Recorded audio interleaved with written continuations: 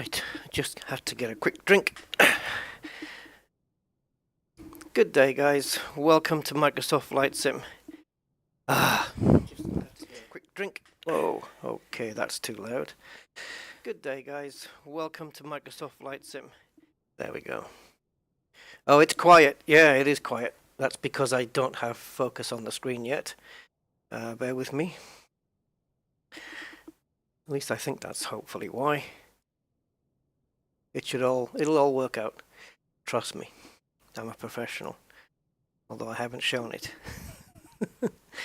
If you can hear footsteps, guys, then it's working. Oh no, I can't hear footsteps either. What's gone wrong here? Oh, okay. Yeah, there we go. Right, I'm good. Yeah. Right, so, yeah, I'm lost. I do have my plane. There it is. Haha. There she is. Welcome, guys, to this technological marvel, the Vision G2 Jet. Now, you know me. I like planes that have got dials and analog and more dials. Not overkill, like DC6 kind of and Concorde kind of dials. They've got more dials than a telephone call center.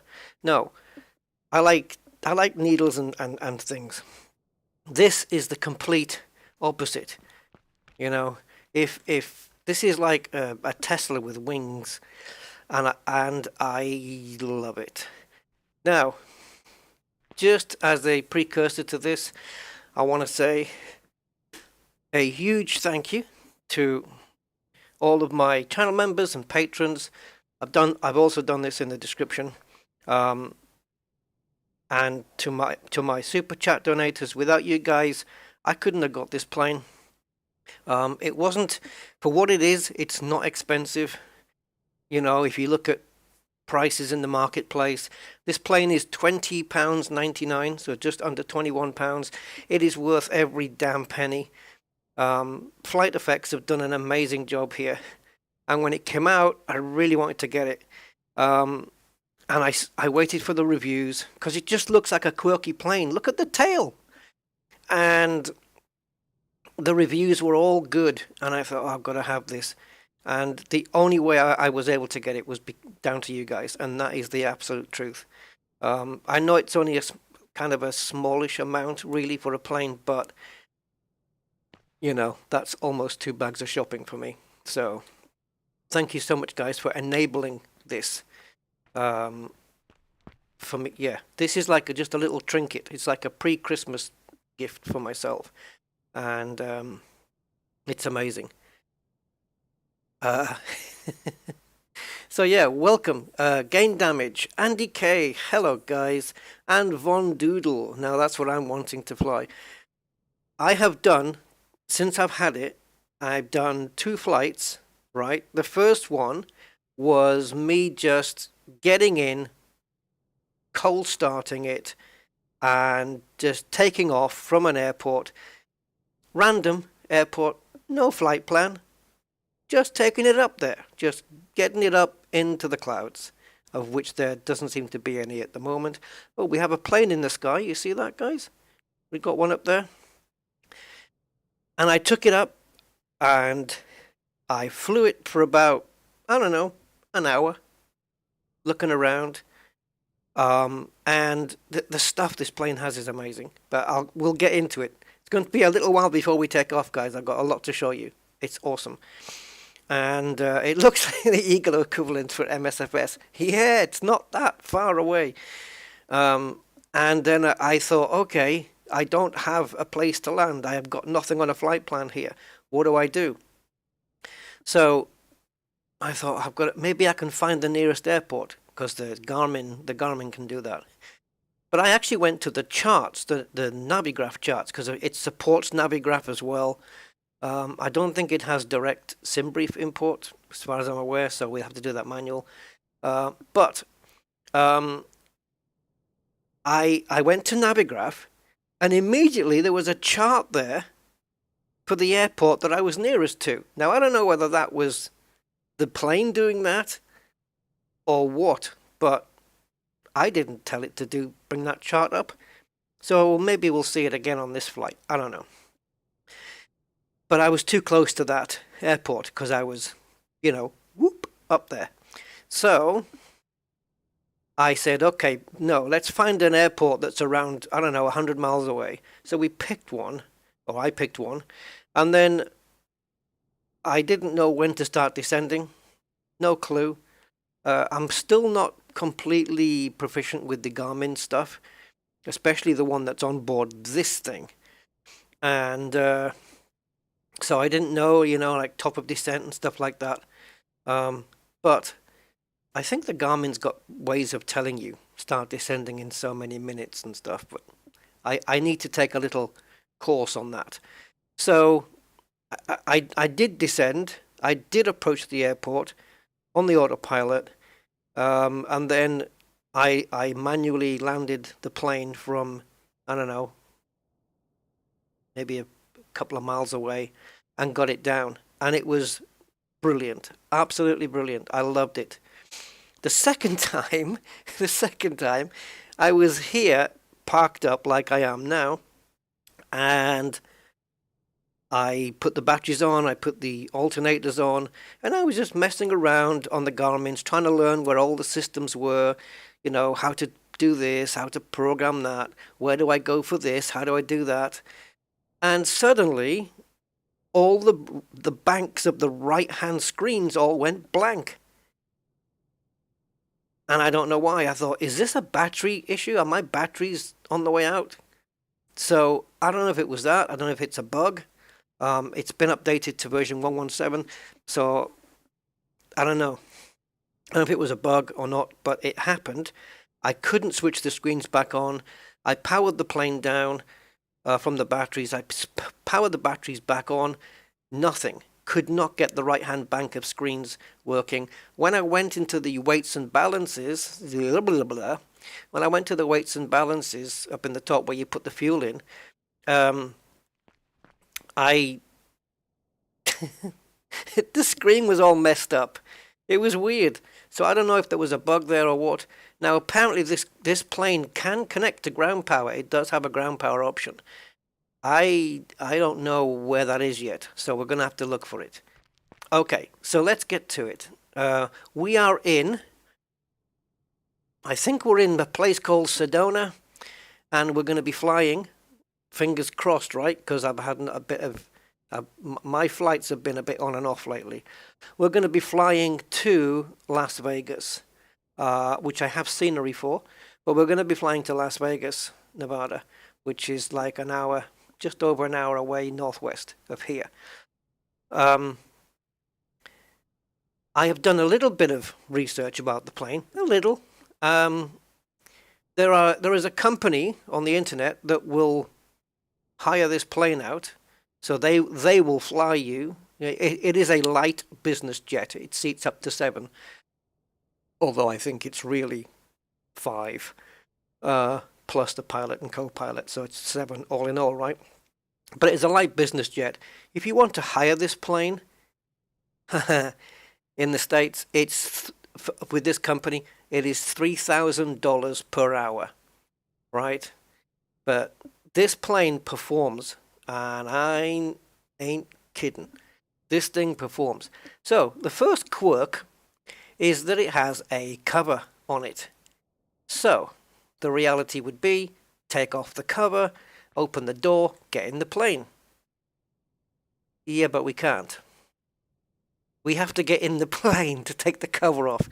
Okay, let's just put that aside for now. Let's get inside, guys. Right, I actually am in walking mode. So what this is that you're seeing right now, this is FS Realistic. It has a first-person experimental mode, which I'm using right now. We can walk, and we can run and have a walk around. So I have a button assigned on my joystick, which if I press it, it should put us inside the plane. So yeah, here it is. This is just tech. This is beautiful. There's not a dial. there's nothing in sight. It is luxurious. Look at these seats. Take a look back here. Right, this thing also, for its passengers, has a TV.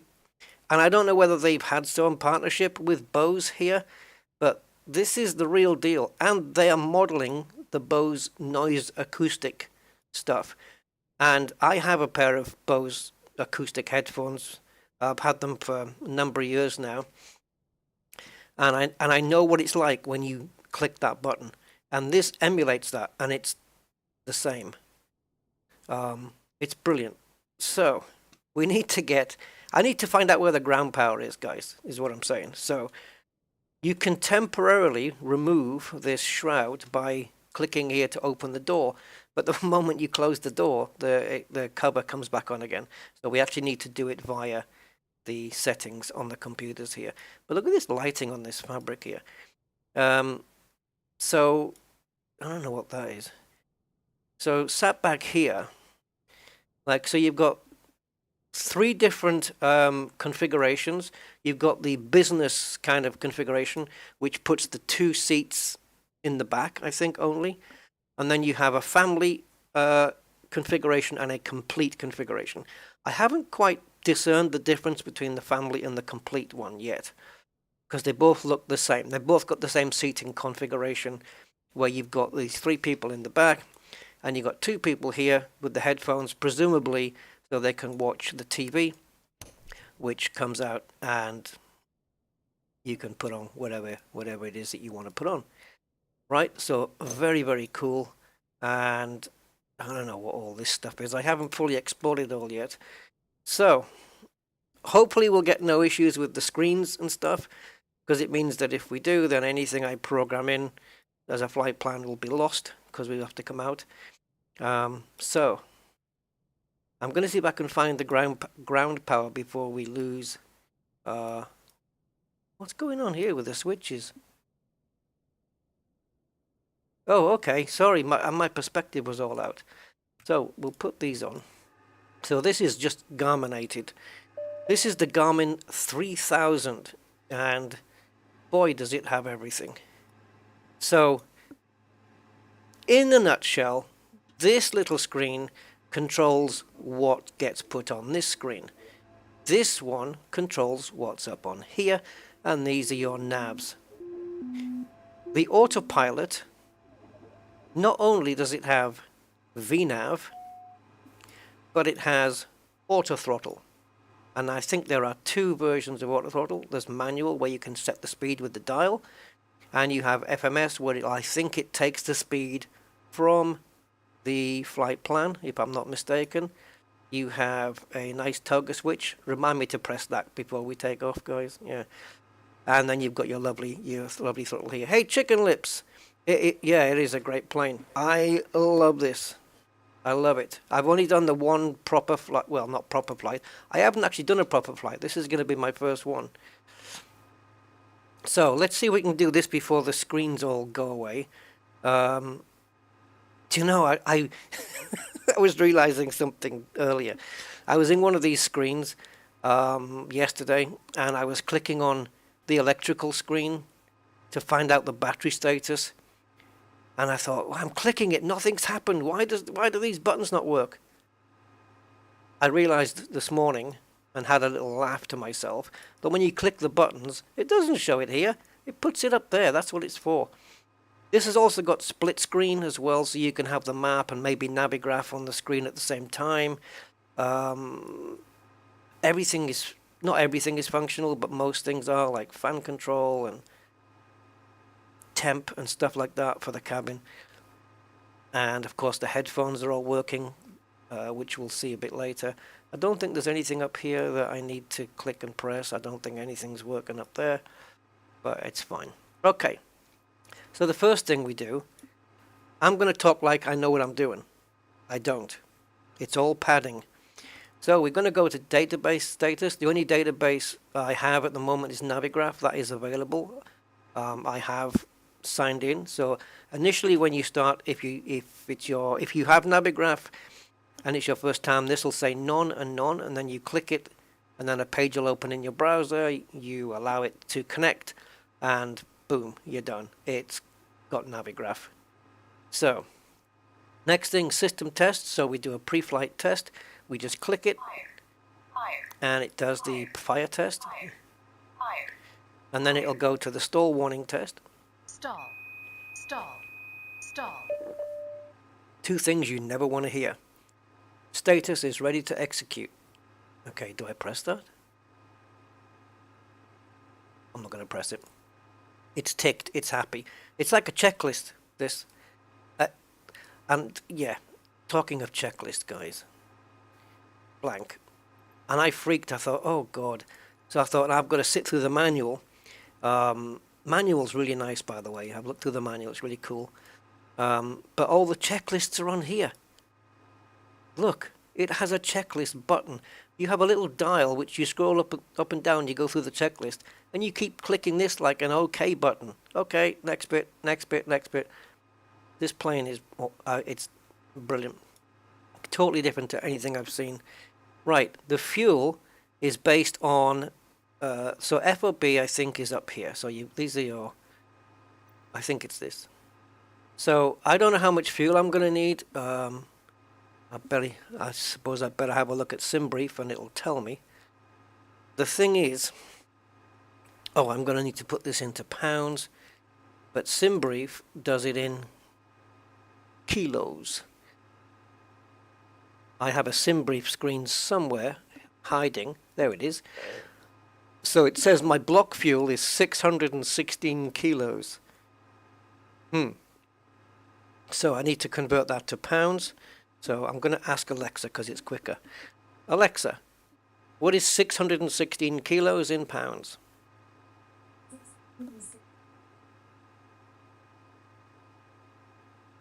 1,358 pounds. Okay, so let's call it 1,400. So we'll put 700 pounds in the front, 700 pounds in the back. So let's do that. I don't know, does it? Yeah, there we go. So let's go to around 700. I don't know what that beep was. Maybe it's trying to hurry me up. I'm not familiar, guys. So 70%. Okay. So now I should just be able to click that. Oh, now it says gallons. Oh, I hope. Oh, I tell you what. Okay. I tell you what. Now that we've got that, if we switch it back to gallons, yep. 104, 208, plus a little bit, 209. Oh, okay. I think we did it. Go back. Weights and balances. Well, today it's just gonna be me and the co-pilot. So that's it. You can add people here, just to get your... Actually, I can't do that because SimBrief has already put in passengers. So there's 6 passengers. Oh, no. You can't have 6 passengers. We've only got 5 seats. I'm going to edit my flight plan, guys. I don't want... Yeah. Let's edit the flight plan because the figures are going to be based on those weights. And SimBrief does have the Vision Jet aircraft airframe that you can pick, so that's good. So let's go to passengers and select. Let's have 2 passengers. Let's put 2 passengers. And click generate. Of course, the fuel's going to be different now, but it's fine. It's fine. I'll just leave the fuel as it is. Out of curiosity, though, we need less fuel.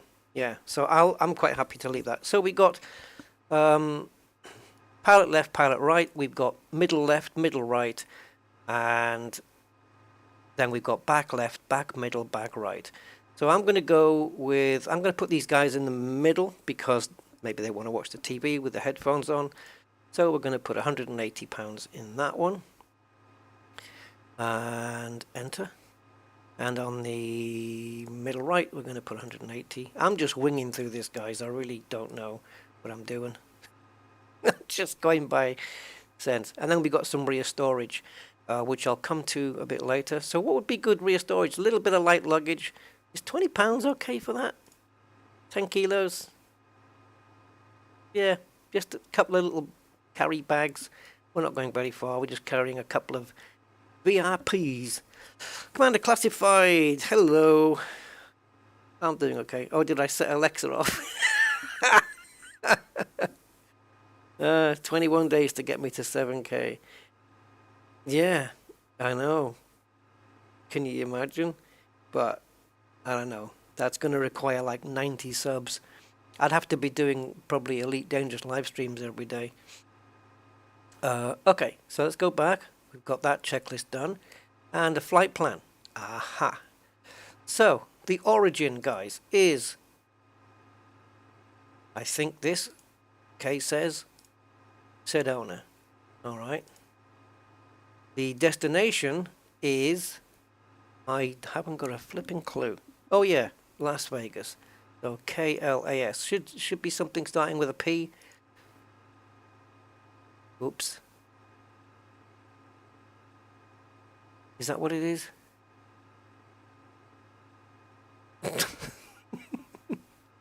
I thought it was a... Yep. No, it must be this. McCarran International. Okay, enter. Now, we need... I'm going to use the SimBrief routing to put this in and hope it works. If it doesn't, then I don't know. I still don't know how to get the ground power, guys, so I'm hoping my battery's going to be okay. I don't know how long it lasts before it goes nuts. Okay, where's my route? There it is. Okay, so we have a direct... We're flying direct to INW, so let's go add that. I'm not really familiar with these computer systems that much, so please forgive me if I don't get it quite right. We need to add another waypoint, so then we're going to fly direct to Ha. No, I'm not making that up. It's literally called Ha. Oh God. Right, Ha. Okay. Click enter. See, we got altitudes here, guys. Oh, wait a minute, though. Do I need to do this? Whoa. Hang on a minute, though. Let's remove these waypoints. Just a moment.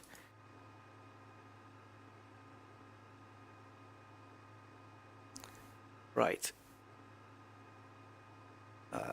Procedures, guys. Departure. Out of runway 3. Oh, shoot.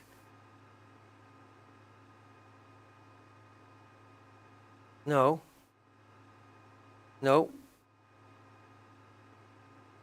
Runway 3 is the departure. Why are you not giving me that as an option? Hello? Oh, shoot. Maybe... Guys, let's have a look. Show on map. Right? If I do a show chart...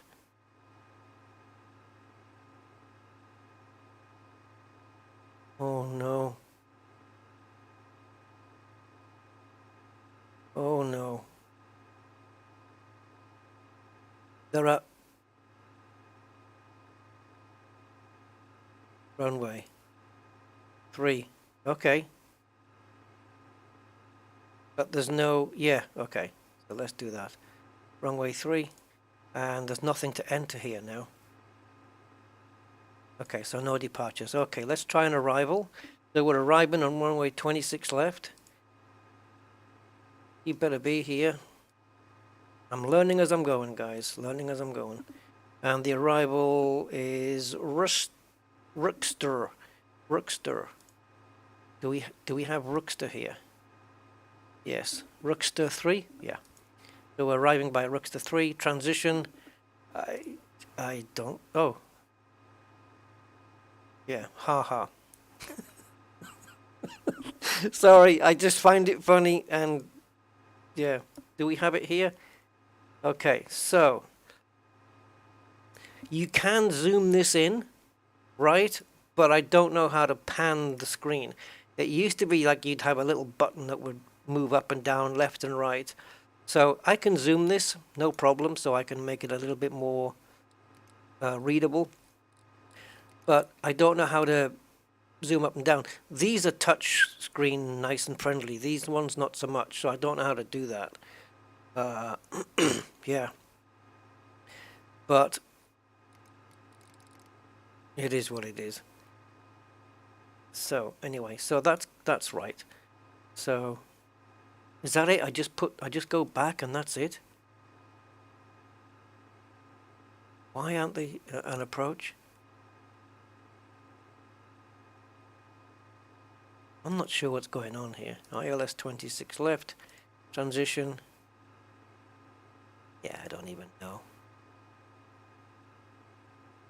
Oh, load. I have to do load. Go back.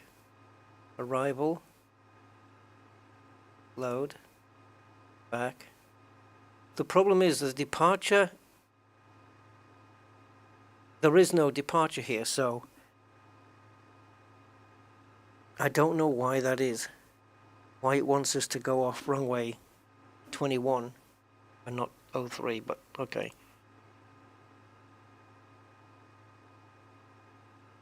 Activate approach.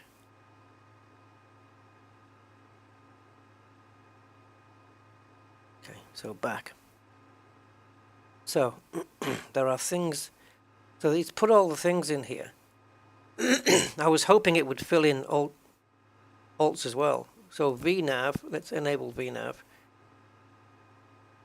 I was hoping it would put all these in. Oh, I don't know how to do this. So how am I going to know?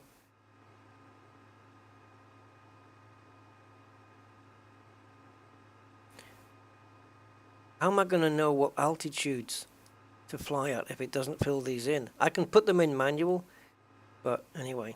So before we get to HAHA, we have to do direct INW, so we'll have to do that anyway. And then we have to fly direct to... Oh no, that's it. That's it. We're done. So it's K says to inward to HAHA. Why is the arrival here?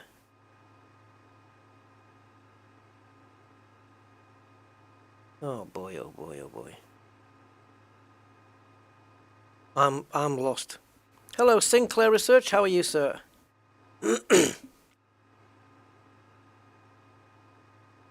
I'm lost. I am completely lost. Okay, let's go back and accept the initialization. Let's put the map up. Okay, so we're going to go down to and then to HAHA. I need to know how to pan this. See, we got half screen, right? And then we can just put charts up here. So this is runway 3 where we're coming out of. This is where we are. It really wanted me to do runway 21, didn't it? But no, we're coming out here. Okay. So I would like to carry on going through here. Do I have to step through the flight plan like before? And we do that? Let's just zoom out. Look, let's just get up there, okay? If it all goes pear-shaped, then it all goes pear-shaped. But at least we'll be able to see the damn thing fly. All right. It's probably not going to work. Maybe I can fiddle it on the way. I don't know. Now, if I go to Navigraph, for example, and I choose, I know you can't see it on the screen. I prefer to do it on my app because I can see what I'm doing. But if I go to Navigraph, until I figure out how to pan the screen in here, I can't really view it. I can't really view it on this screen because I can't see what's going on. It's the writing's too small. So if I'm going to go from K says, my first waypoint was inward. So let me take a look. So we've got runway 03 approach, so going out. I want to see if there's any height restrictions for inward, but I don't. It's not really showing me that. So departures is via OATS. It didn't. Did it give us that option even? Departure is. Yeah, it's not. There's no OATS here at all.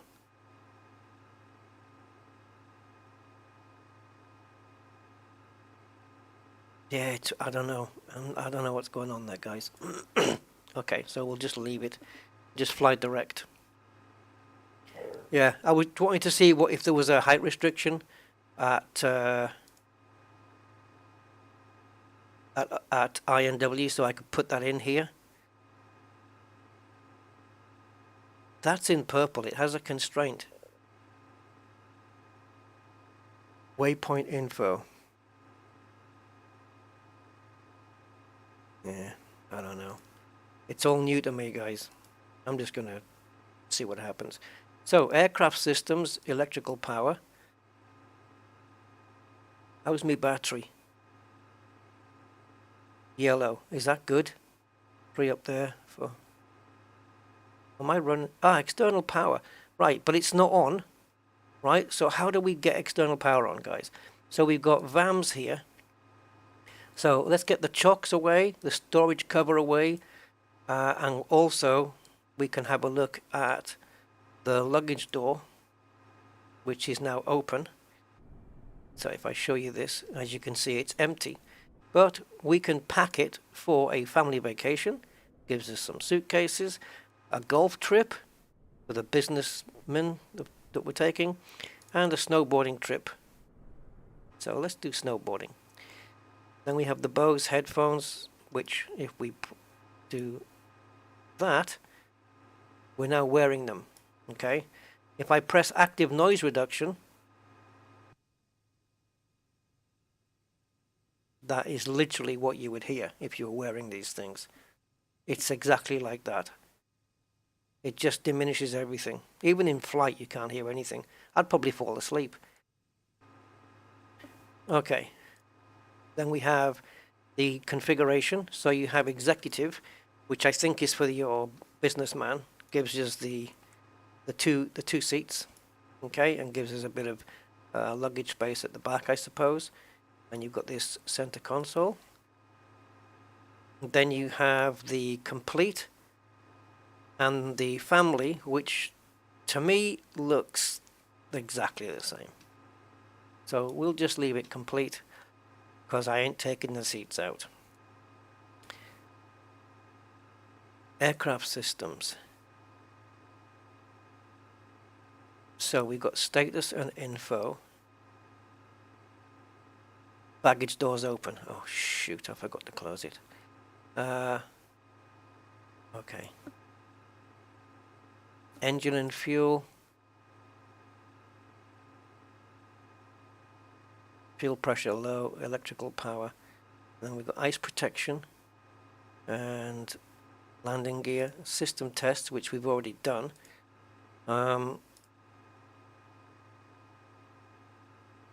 Checklist I'll go through in just a moment. Let's get the luggage door closed, because otherwise... Oops. There we go.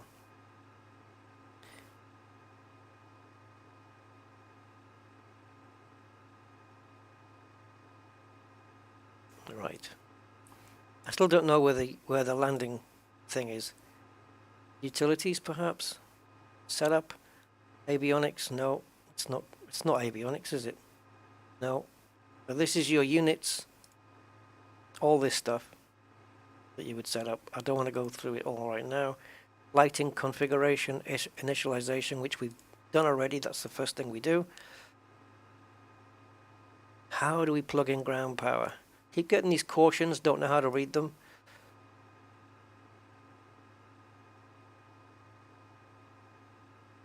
Okay, so we've also got traffic and weather. which we can put up. I don't know if that's working. Hello, Brian. A small tipple of rum. Nice. I like the flavor of rum, but I wish I could have it, but I can't. So let's go full screen on the map. Oh boy, really could do with some ground power. Anyway, if anybody knows how to get ground power, I would have thought here, but electrical power. But how do you, like how? Like how on earth do you do it?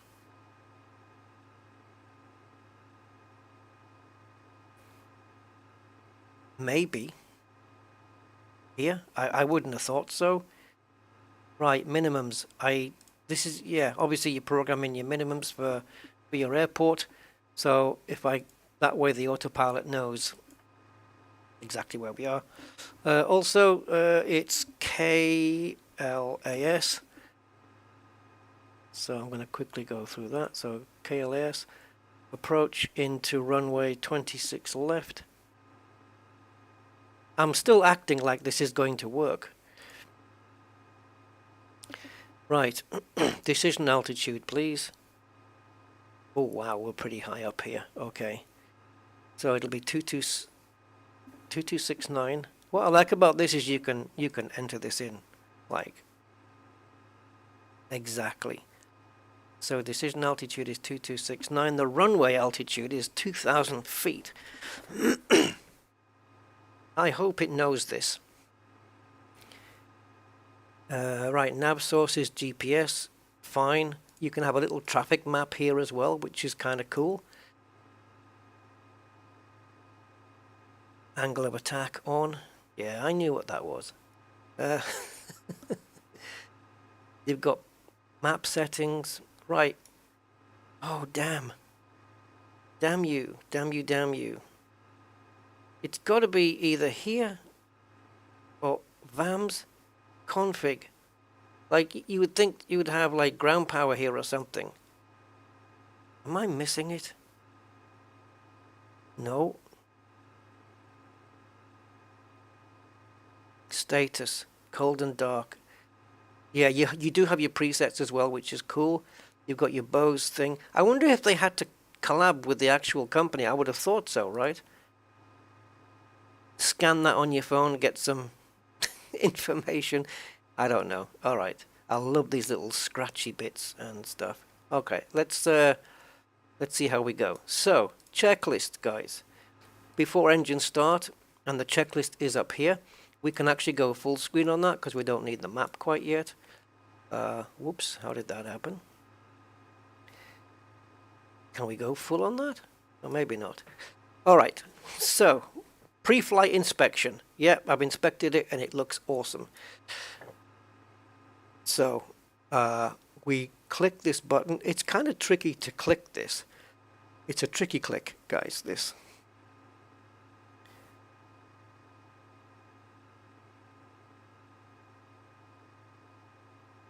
Okay, so it's here for some reason. I guess it's just the perspective thing. So then we can scroll down. Oh, okay, it did that automatically. That's cool. So the door is latched. The parking brake. AR? Something is, could R be released and applied or released? Could it be applied or released? I don't know. Parking brake should be on. Battery 1 and 2 switches are on. Gen 1 and 2 switches are on. External GPU as needed. Ha! Where? As needed. Set 28 VDC, 800 amps minimum, 1000 amps maximum. Yeah, help. There's not, it's not here. Listen, external GPU. Tell me. I don't know. P key. It's on the roof. Oh, it's on the roof. Sorry, guys.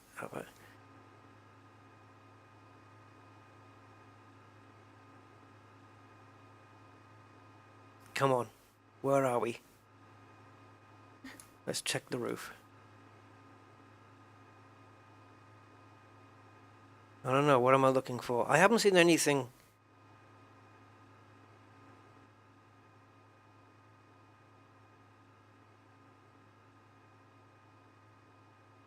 External GPS is P key. Yeah, but I want to find it in the plane, you know?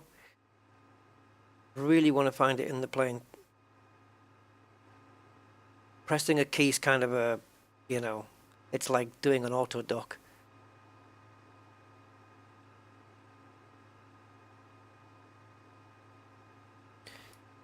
The problem, I mean, this having a checklist here is brilliant. The problem is it's not interactive. Right? It's not interactive. It is implemented. It says it. It says it's got ground power. That's why it's on the checklist, and it has its own custom audio as well. I just don't know. You've got your alternate gear extend in case, you know, it goes a little bit dodgy.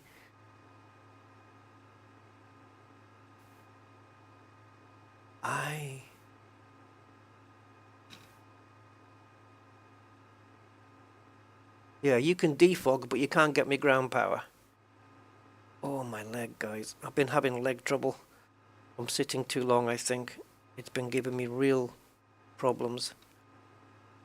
I thought it was DVT, but the pharmacist says no. So, anyway.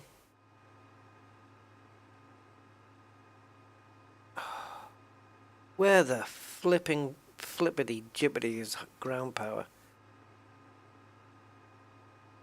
Okay, bear with me. I'm gonna do what I never thought I'd say. I'm going to the manual.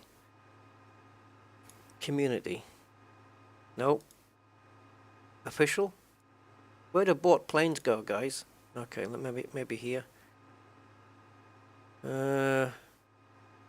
FFX Vision Jet. Ooh. Okay. Content, info, effects. There's no okay, I've lost it.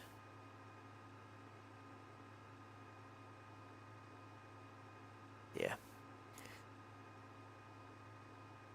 I may have to resort to the knowledge effects thing. Okay, let's just gloss over that and hope that the batteries don't go, you know.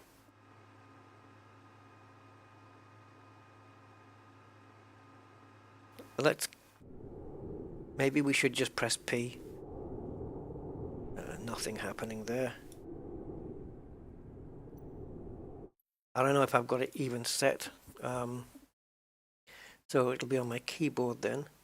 And we're looking for round. Nope. GPU. External power. Okay, how about just power? Toggle external power.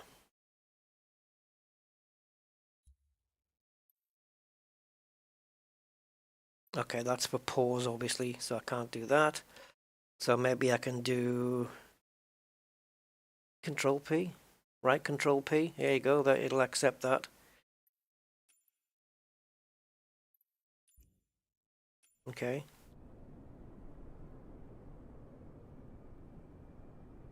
Well, I'm pressing it, guys. I don't know. Oh, external power connected and disconnected. Okay, so it doesn't actually visualize anything, but all right. So we can check that off. So done. Where's my little tick box thing? There. Right, verify active FADEC channel is displayed below percentage thrust indication.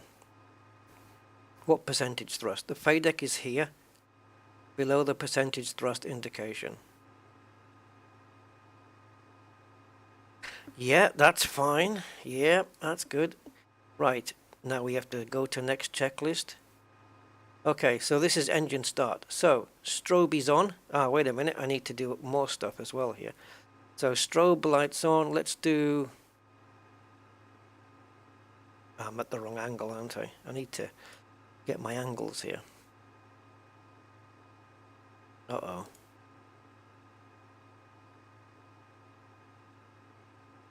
Are we screwed?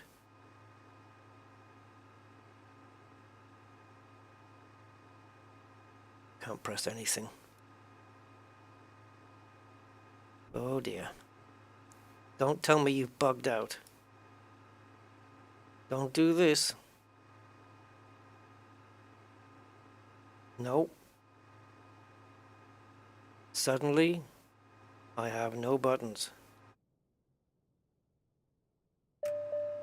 Okay. No, you can't be doing that now. Right. Strobe's on. And that's everything on there, isn't it? Yep. So all my lights are on. More than what you said. So, happy with that. Oh, it's so awkward, this.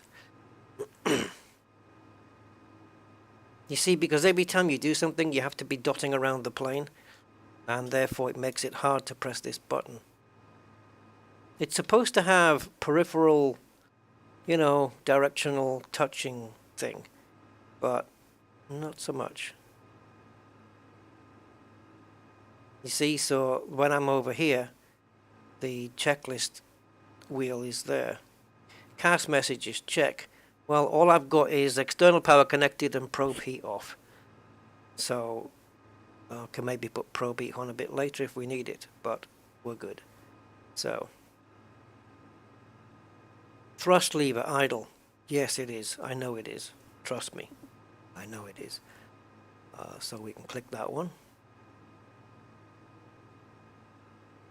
Brakes hold. Yeah, done that. Engine knob run. This is the simplest plane to start though. And fuel pump check. So, engine on to run. Fuel pump check is on. Yes. See guys, I'm a professional. Oh, Jesus. Right, fuel pump check. Verify fuel pump on. Advisory cast is displayed. Audibly confirm pump is on. Well, I can hear it, so it is. Most definitely. Verify engine start bat temperature or engine start volts. Okay, that we can do. So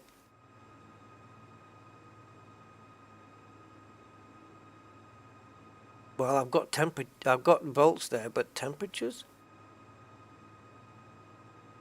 Engine start bat temp. To the bat temp. Right, don't know about that one. Checked. Engine button press. Monitor instruments. Here we go, guys.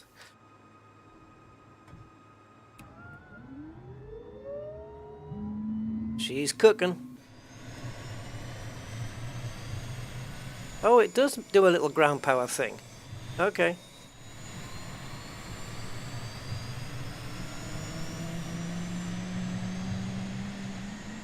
I do have some libraries for this, but I didn't bother with them.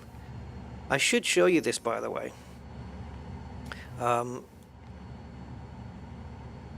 This is, look at the performance here, right? Look. It can do 311 knots, and it can go to 31,000 feet. Yeah, 311 knots. That'll keep up with an Airbus. Yeah, and 31,000. Okay, it doesn't go as high as an Airbus, but speed-wise, it'll keep up. Yeah, it'll get you there, guys. And if we take a walk around the wing, we've got baggage compartment, maximum capacity 300 pounds, or I don't know, what's the equivalent, $400? Anyway, so I haven't bothered opening any of the doors, have I? But they do open. They open nicely. Okay, so we have that, so we can get rid of ground power now, can't we? So engine button, press, done that. Engine instruments, monitor. All in the greens, all look nice.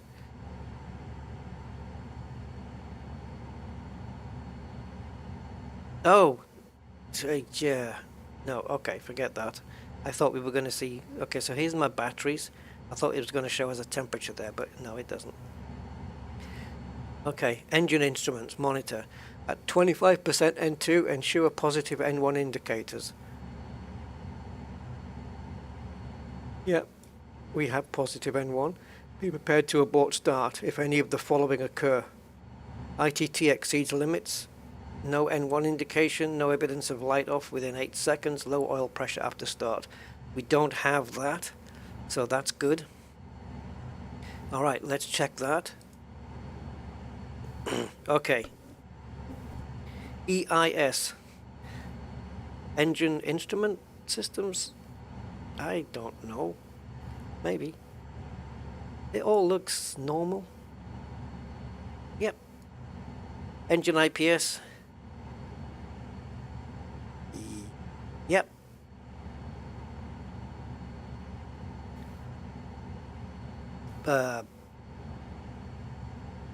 Propulsion system? Yep, that works. I have to learn some of these things. What can I say? ECS control panel. Set. Too many initials, guys. External GPU disconnect. Alright. Done.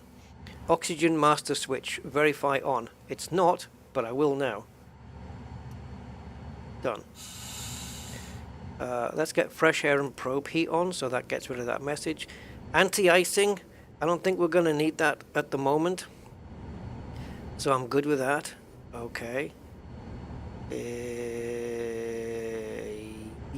Where's my little... There it is. Oxygen master switch, verify on. Avionics initialization. All in its complete. Caps pin removed. I think it's already done that. That's that little toggly dangly thing that was here. That's gone. We verified that's removed. It's all going well. Passengers brief. Yep. Right, listen you bastards. I don't want no whinging, no screaming, and don't you dare get any peanuts on my floor. There we go. Passengers have now been briefed. Seatbelt secured. The bleed fresh air switch should not be set to bleed. Eh? Until... Oh, okay, this one. Until... Batteries 1 and 2 have been on for 2 minutes. Fine, we did that. The batteries were on for a while. Bleed air switch, fresh air. Done. We did that already. Okay. Before taxi, comms and nav, GPS set. ATIS, which is the weather, plus clearance. Actually didn't get that, but yeah, let's just pretend that we've been cleared for takeoff. Altimeter set and check. Haven't done that. Now, how do you change that here? Like to put in the QNH. I could just press the B key. But that would be cheating. It won't come under weather, Rusty. Just don't do that. Okay, let's press the B key. Oh, wait a minute. Yeah. You do it here. Okay, so you do it here. And then you press it for standard. Yeah. Okay, so I actually did remember. Transponder set. Yeah, that's done. Is that here? I don't know. Transponder ident. Well, it's on anyway. I don't know. I don't know if that's what it is. This is the transponder, but I don't know if that's quite what they were talking about. It could be that. But we're winging it, guys. We're winging it. We're just winging it here. I will learn. Right, heading and initial altitude. That's a good question. My heading from the airport out. That's a good question. Let's go back to Sedona. And we're coming out of runway 3. which is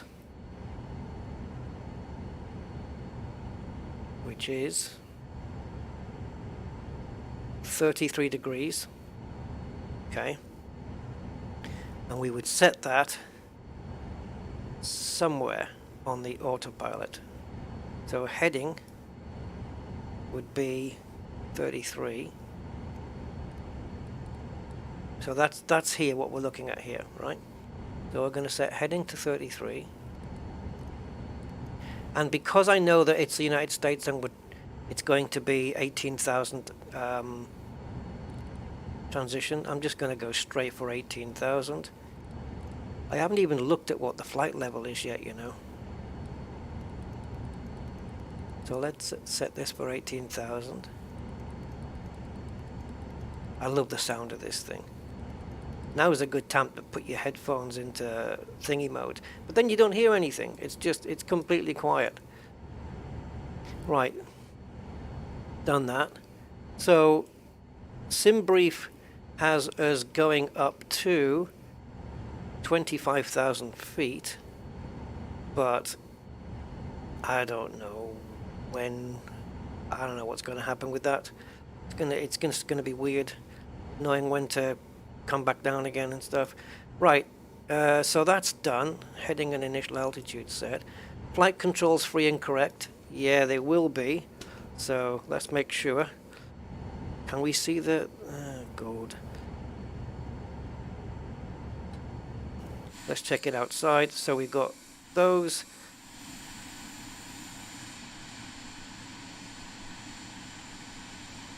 And all looking good. Yes, all free and correct. What an awesome sound this has. Like be nice and warm in here. Trim 6 degrees. Right.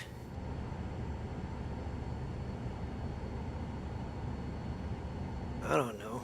Oh, up is down. Okay. 1, 2, 3, 4, 5, 6. Does it tell me that anywhere?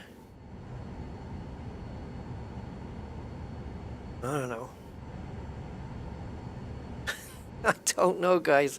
Right, yeah, okay. Flaps 50%. Okay, we can do that.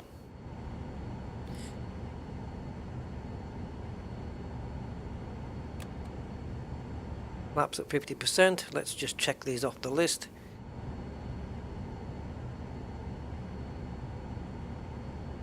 I don't think that's any way to speak to loyal viewers. I wasn't speaking to the viewers, I was speaking to the 2 passengers. No. Flaps. Done. Electric roll trim. Set. What?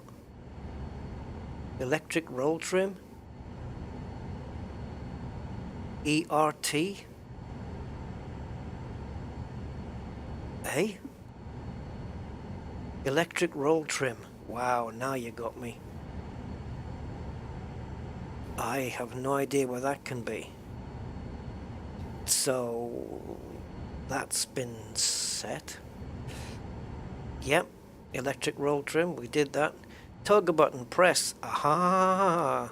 Importante. Alright. How do I know I pressed that? Cast messages, check. We don't have anything. Seats must be in the normal upright position. Yep, right, come on you two. Parking brake release. Done. Brakes check. Okay, we'll do that as we get out. And departure briefing, landing lights. Landing lights, I think I already put them on.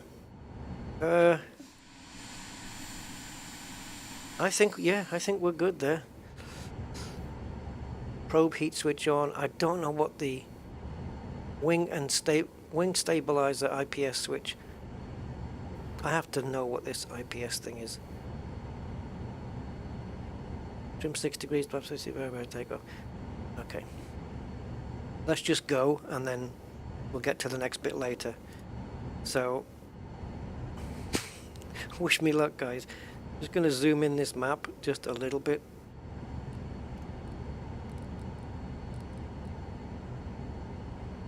All right. So runway 3 then is, I don't know, that one? It is, isn't it? This is runway 3. I'm pretty sure. Am I? I am. Of course I am. How do you pan? There's no pan. There's no panning. In other Garmins, in other smaller Garmins, you can pan around these quite easily. I have no idea how it's done here. Okay. I'll be wasting everybody's time if this is not runway 3, so we're going to go for that one anyway. So let's do it. Are you ready? I'm not.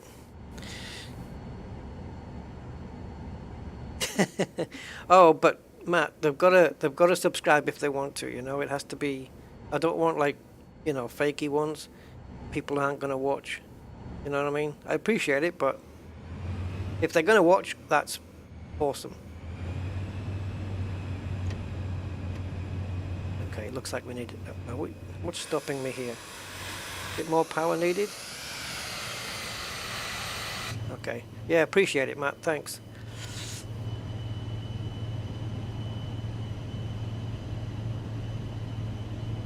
Oops.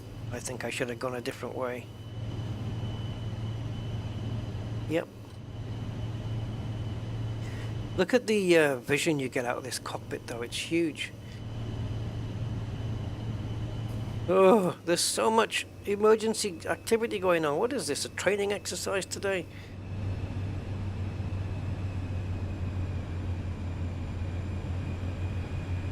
Oh, it's directing me the other way.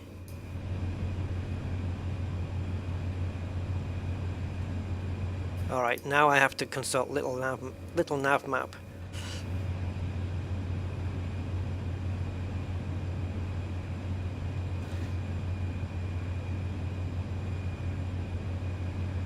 Come on. If I have to bring this thing down manually... Yeah, see, it's the other one. It's the other one. I was right. If I have to descend and try and get this thing down manually, then I will. You know, if the flight plan thing doesn't quite work out as we would like.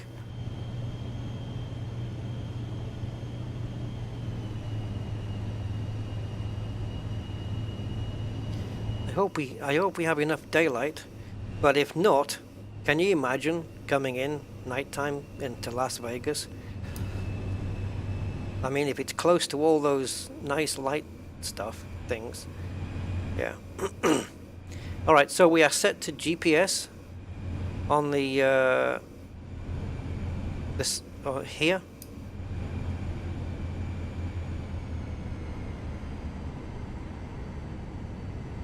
This is runway 3. I'm sure of it.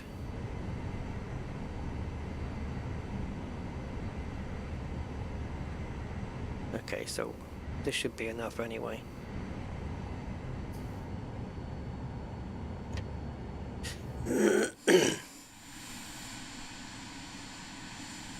She's a cracker, honestly. Oh, yeah. Right. Okay, so before takeoff... Oh, we got one already. Let me just bring my OBS to the front and see what's going on. It'll pop up now. What are you using for those green directions? Oh, it's just the normal taxiway thing that comes with the game, but I've put an add-on which turns them from great big arrows into little dots. It's on flightsim.to. I think you have to just look for taxi lines or something like that. Yeah, it's on flightsim.to. Just type in the search, just type in taxi or taxiways or something like that. I don't know.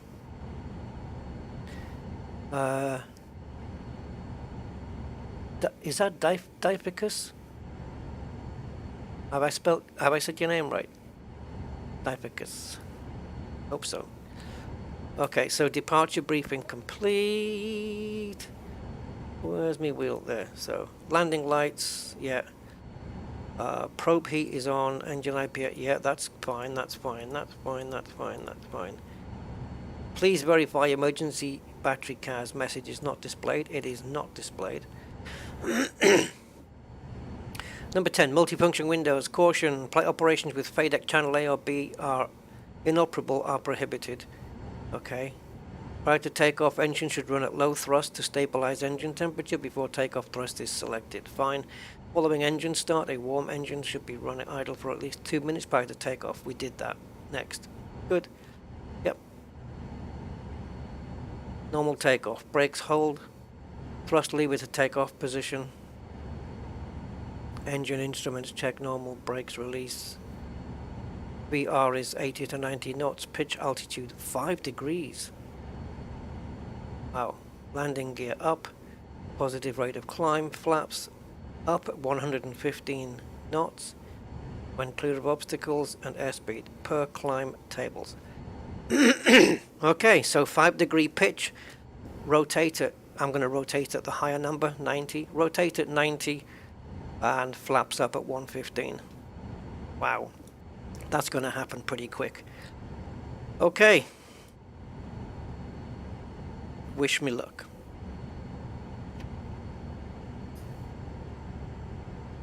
On the throttle, do we have any markings? Yeah, idle. I'm just going to hold the plane a sec. Okay, so that is actually full. Right. It's funny how the markings are on the other side. Oops, what's happened here now? Okay. It's kind of put me at a weird zoom. Alright, why be done this all of a sudden? Right.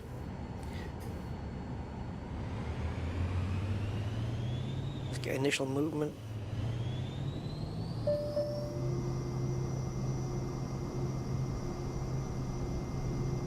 Yeah, takeoff thrust. Okay. Now we did press toga, so we should get some speed. Oh, buddy. Oh, it's taking too long.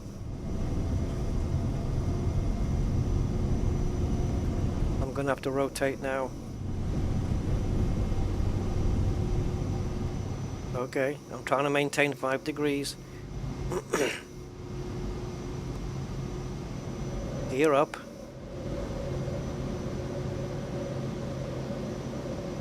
Now this is what happened before, where I didn't quite get enough power, and I was left wondering why.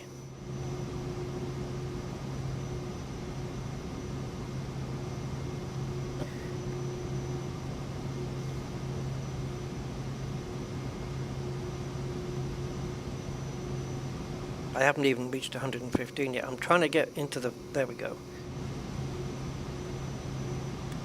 Okay, flaps can go up now.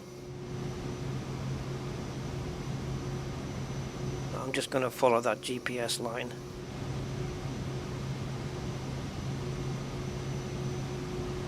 We're going to need to... ascend quicker than this, though. I'm going to put the autopilot on and put nav. So it is climbing. We need to re-engage with this line here.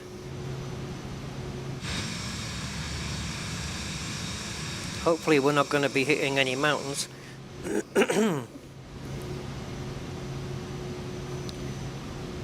Is that for me? Commander Classified? Yeah, no, we're in Sedona. It's Sedona to Vegas. Oh, is that where the Grand Canyon is, Andy? Oh, okay. So as you can see, the autopilot is keeping up with the flight director. We're going up to 18,000 feet. I now want the flight plan here. And I actually don't know what this is. Like the VNAV, vertical speed required, I'm gonna have to learn how to do all of this.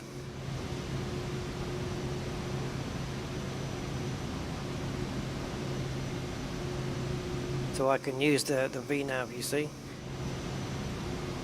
Altitude hold, vertical speed, I'm familiar with that. Flight director is on. Autopilot on, navigation is on, and it is set to GPS.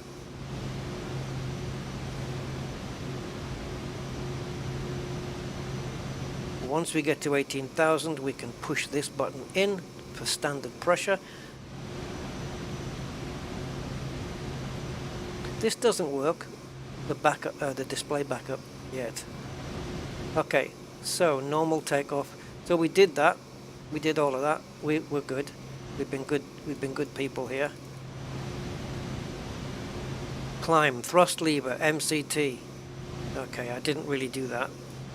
Oh no, the plane's done it. Okay, plane's done it. Fair enough. Engine parameters monitor. So we've got 82% thrust.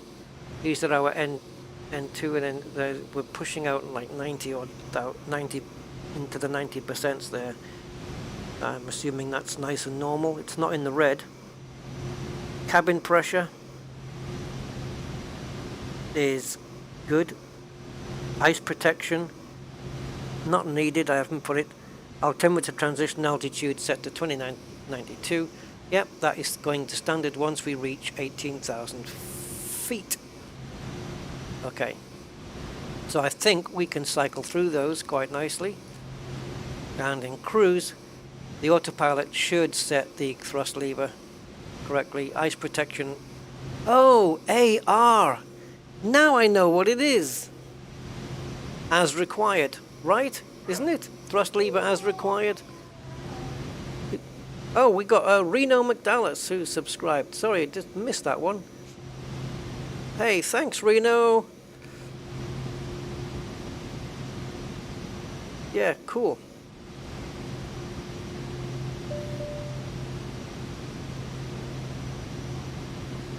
Okay. Are we still on takeoff thrust? I don't know. I thought I brought it down. It does have auto throttle. Maybe I'll just click that. There we go. Yeah. There you go. So we're on auto throttle now. So now the plane's just going to take care of itself. Probably should have done that a bit earlier. So thrust lever as required, ice protection, EIS monitor. Is this all the EIS? Is that what this is? Engine instrument? I'm going to find out. Oh, I hate it when you've got multi-monitors and you type in a browser on one screen and something you type affects something on this one. Electronic instrument display. Okay, EIS. And what was the other thing that I wanted to know? IPS?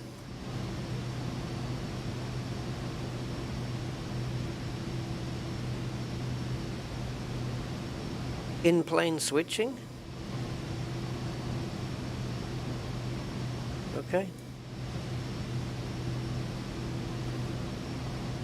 So I think this is yeah. I think AR is as required. It's a small plane. There's no getting away from it. It's small. It's for, 5 passengers. It's got a toilet seat for an emergency exit. But this thing is amazing. This livery, what for reasons that might become obvious, is called Shuttle. Yeah, because it looks like it's got the white with the black trim. I've never seen the underneath of this thing yet.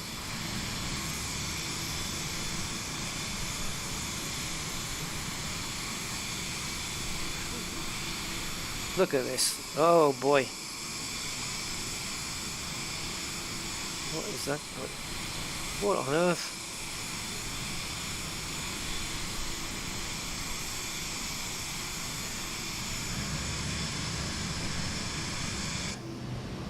So yeah, there's a lot of systems on here which I need to learn. We've got 50 nautical miles to go to get to Winslow. I won't be standing on any corners, but you know, there you go. I'm hoping this is going to... Is this live?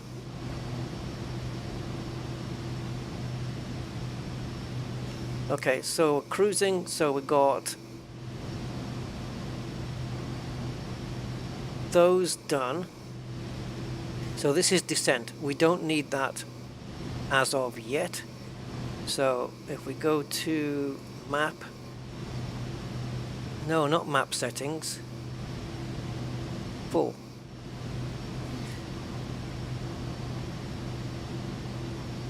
We're definitely closing in on INW, 25 nautical miles, and then it's just going to do this switch around? Why? Why isn't this... Oh, that's the leg distance. But surely this should be updating live, right? Okay, I'm just going to go straight up now to our cruising altitude of 25. So let's get that up there. Top of descent, don't even ask me, I don't know.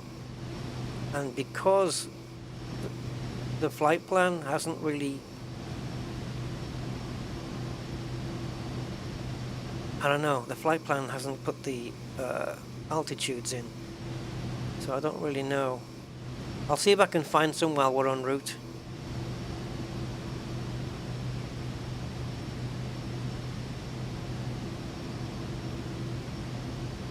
Why is that staying at 50.6 and not counting down? There must be a place that will do it. I mean, it's counting down here, okay, but I guess that just is a fixed, the fixed amount, right? So, all right. So on the flight plan then, we've got ha going through all of here and into class, right? So, do we have an altitude that we can put in like a constraint for ha? Well, I don't know. I'm going to go and check my my Navigraph. In fact, let's see if we can do it on the screen. We might be able to.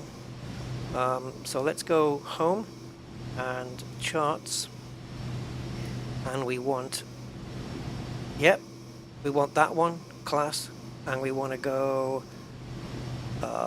to arrivals, and we're coming in via that one. So let's put that up on the screen. Okay, yeah, it's difficult to see, but so this is RK Stir Rockster.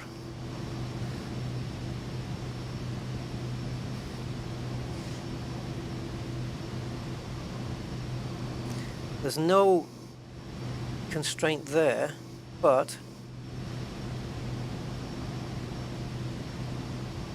so we're coming in this way, I guess. Do we have Halen and all that on there? So there's Rockster, Huxley, Halen, yeah, okay, just as I said. So Huxley and Halen we've got there, right? So Huxley is between 13 and 10,000, and Halen is 9,000. So Huxley 10, Halen 9. Okay, let's try and put that in. Huxley, 10,000 feet. I'm winging it, guys. I don't know. And Halen constraint is 9,000 feet. Now, Rockster doesn't have these ones that are before this, Patey and Styx.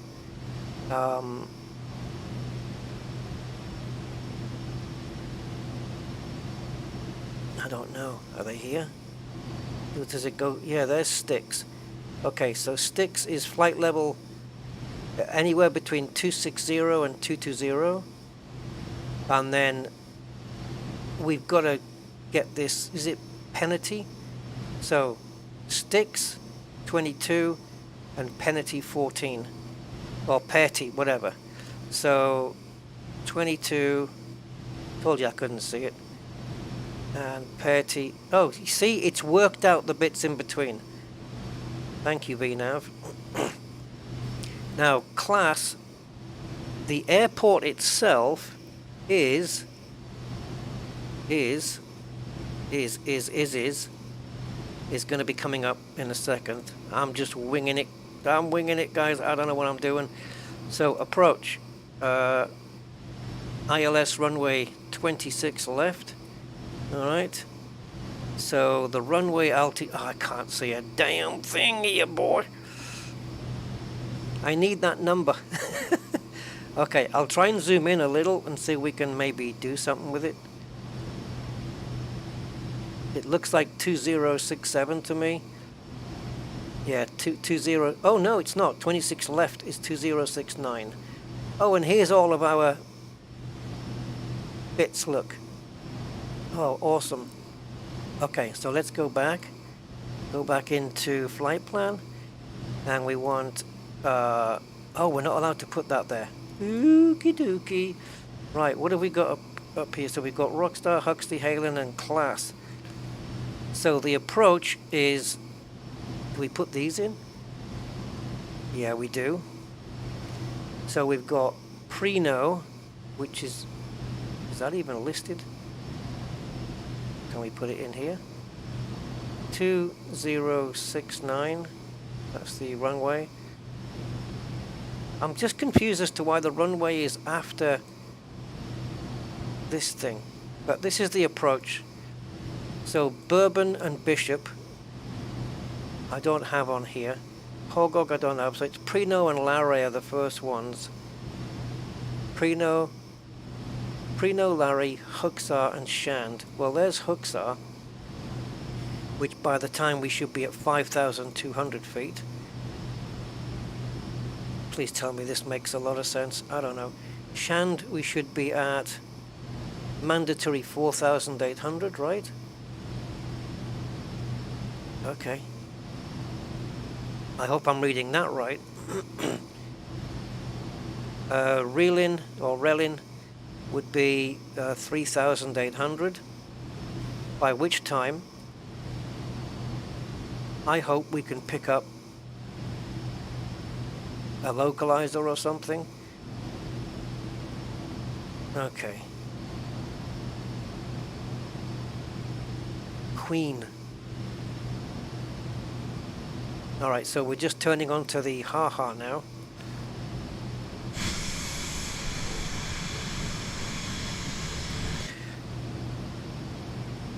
Yeah, ha-ha!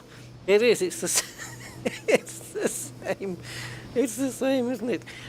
Jeremy Carroll, thank you for your subscription. Appreciate that.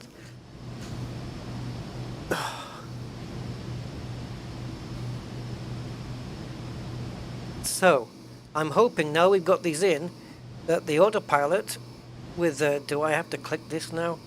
Because I'm hoping that's now going to work. But yeah, look, see, it's got active waypoints now, look.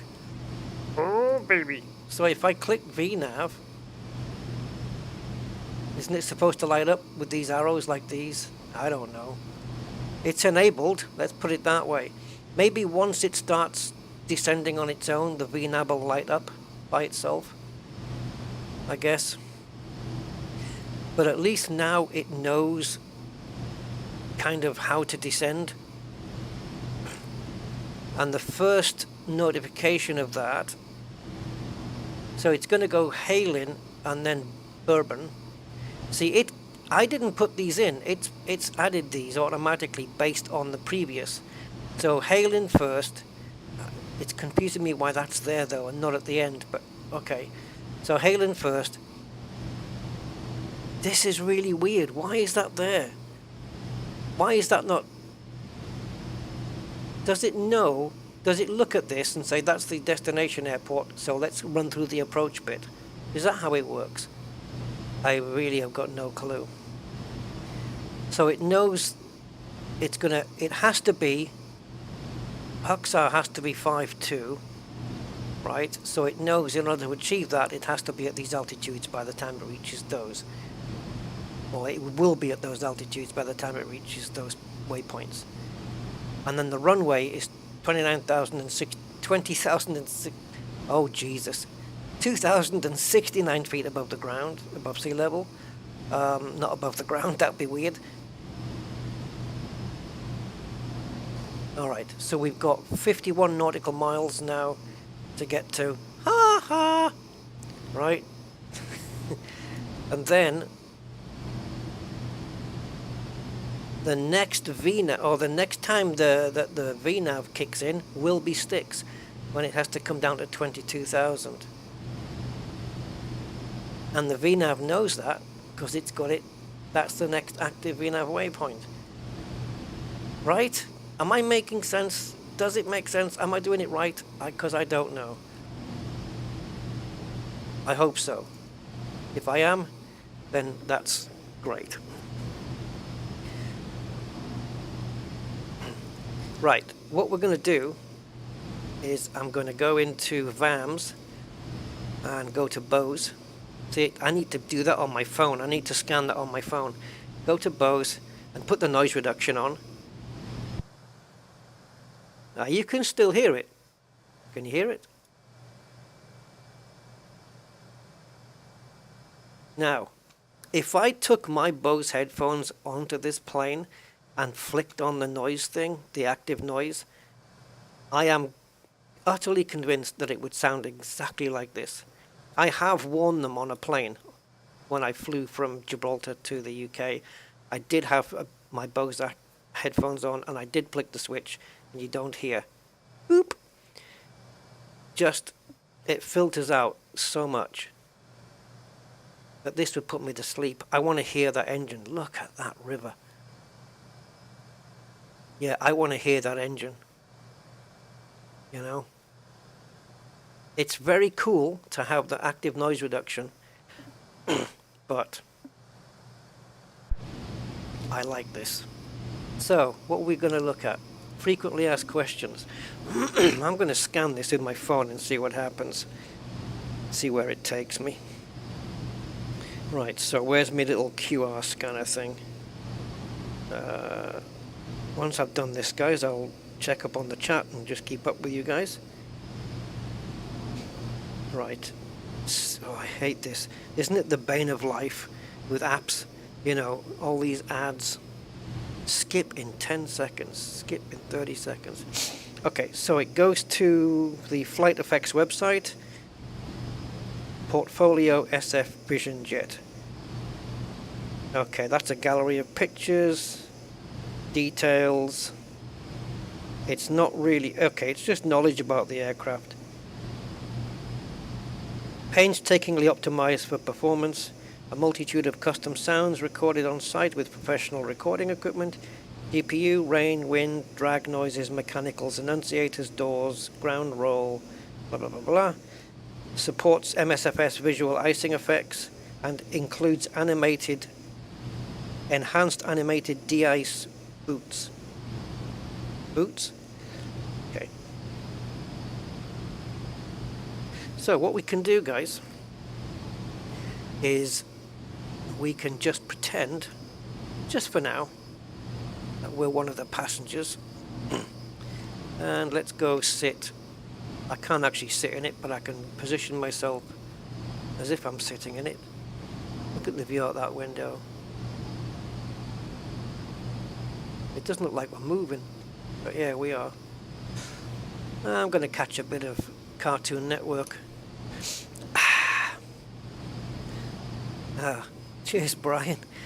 I wish I could put something on here, but it'd be nice to just be able to, you know, to have a folder that within the planes folder where you can just drop a video in, and then you have to call it something like, I don't know, visionvideo.mp4 or something, and whatever that video is, you just click here and it'll play that video on here. I don't know whether that's even a possibility in Flight Sim, but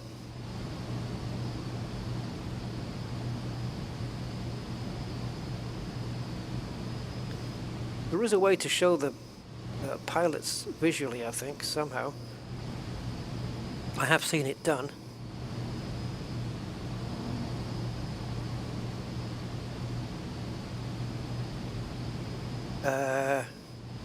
Okay.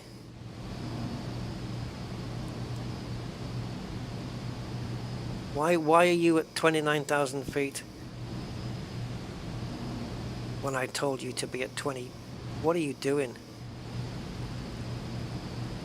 I'm impressed that you're at 29,000 feet, but you need to come down, buddy.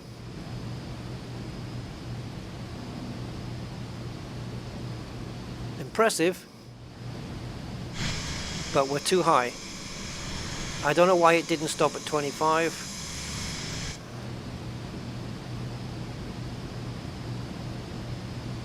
Okay, weird. Maybe something I pressed. We also have an approach mode when we get the localizer. I don't know what the ILS frequency is, and if I did, I need to, yeah, let's find out, because I'm going to need to find out how to put that in. So we're coming into KLAS, Las Vegas. Yeah, it's Reed International Airport. I said it earlier, didn't I, that it began with an R? But anyway, what do I know? Approach 26 left, ILS. So the ILS frequency is 111.5.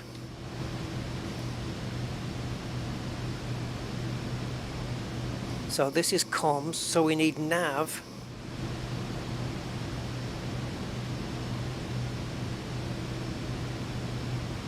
Com 1, standby. Com 2, standby. Right, this is nav and com. How do I...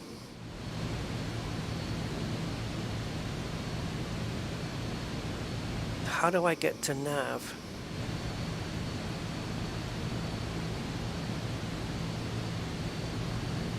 Okay. Oh! How did you know? How did you know? How? Okay, so I guess we just click that on. Do we just click it on more closer to the time, or does it activate on its own? I really don't know. That's the correct frequency. Alright.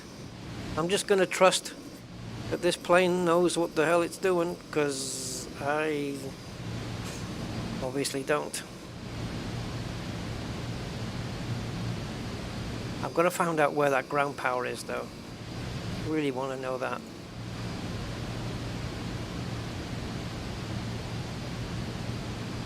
Alright, so we've got our flight plan here, basically. So I don't really need to have it on here. I've got a feeling this is going to go a little bit weird. Unless this is normal to have this here, and then the approach underneath. Because that's the airport, and that's the runway down there. So if that's normal, then we're good. Try scanning the QR code. Oh, I did that. It just took me to their website.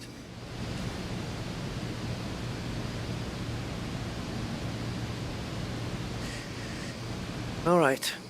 So I'm gonna guess that if it all goes a bit nuts, I'm going to, yeah, okay, so it's flashing now, so it should be stopping. So this 1050 should start to reduce. Okay, good.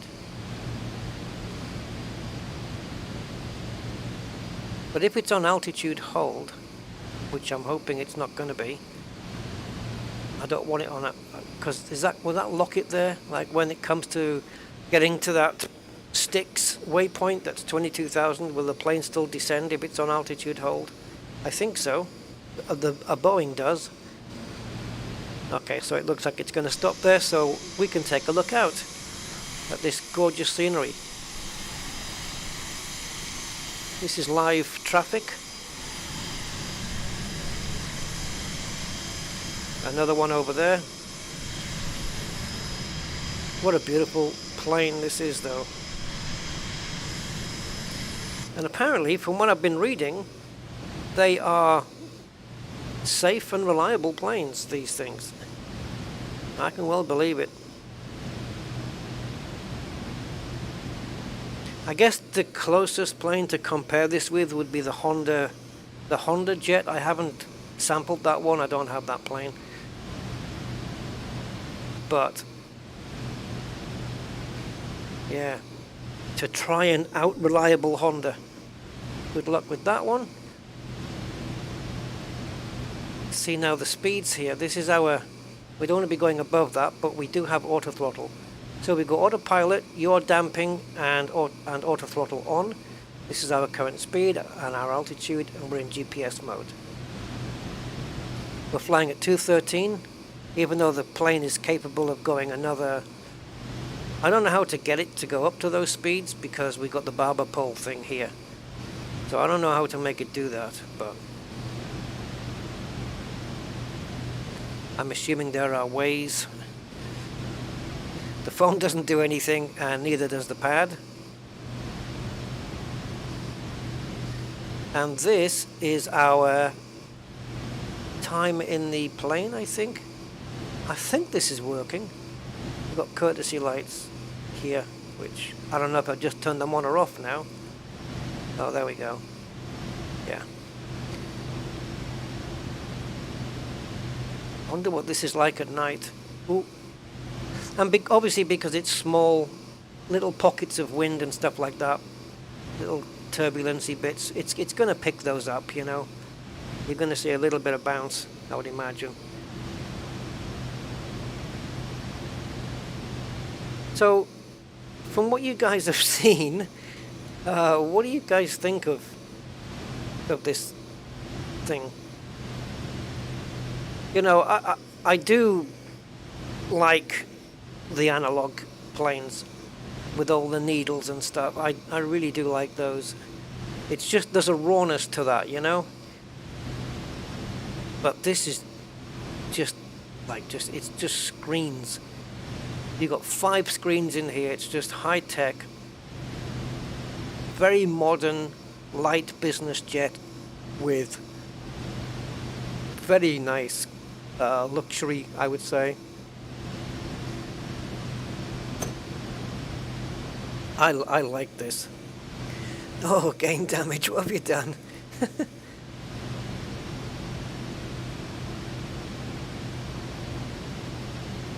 What are you guys... Okay.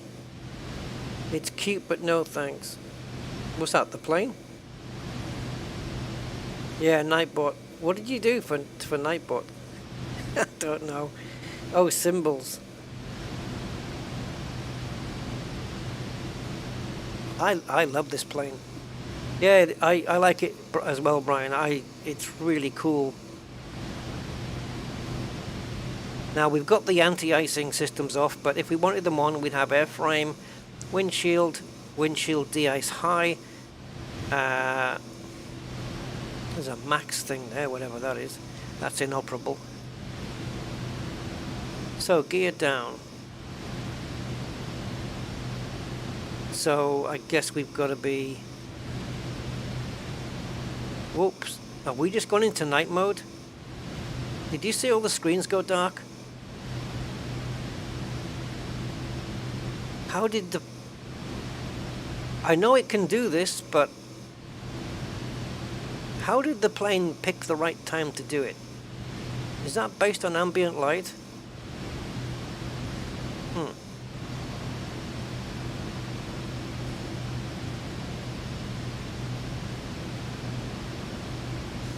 How is the ice thing anyway?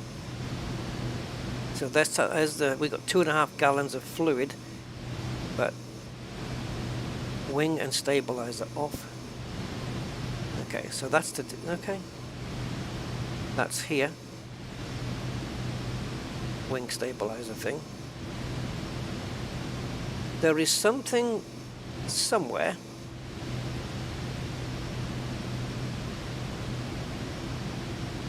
Yeah.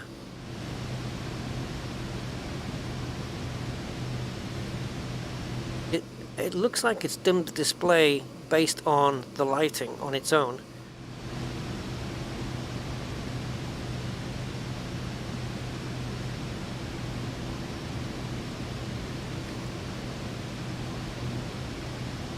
Okay.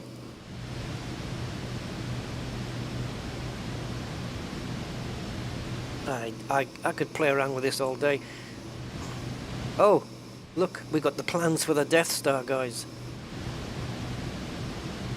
I don't know, whatever that is. Now, if I want to put traffic,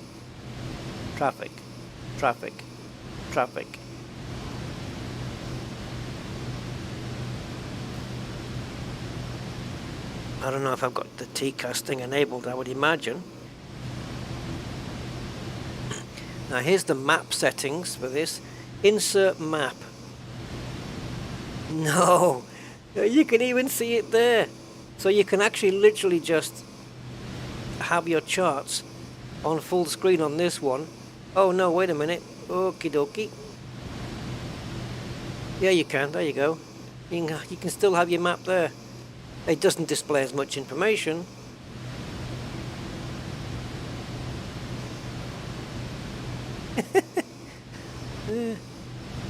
Right. Even the orientation or your map synchronization, everything. Sensor, traffic. Land. Other. Fuel range. In for your reserve. Range to altitude. I wouldn't even know what to look for there.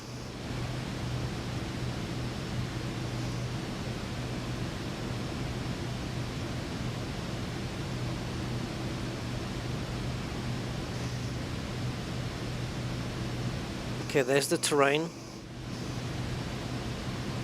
Meters overlay.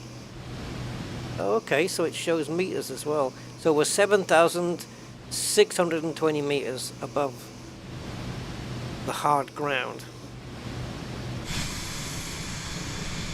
And the sun is diminishing.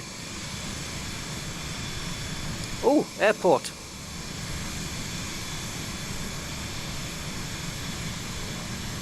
Got some snow over there. Yay, let's wave to them.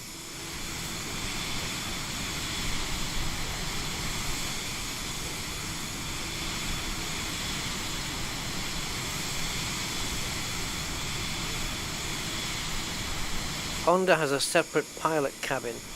It's bigger than this plane, but it also can be handled with only one pilot. Hey, Skua! I'll have to check out the Honda one, yeah. It's been out for a bit longer, hasn't it? It's been out for a little while, the Honda one. But I've only heard good things about that one as well, you know?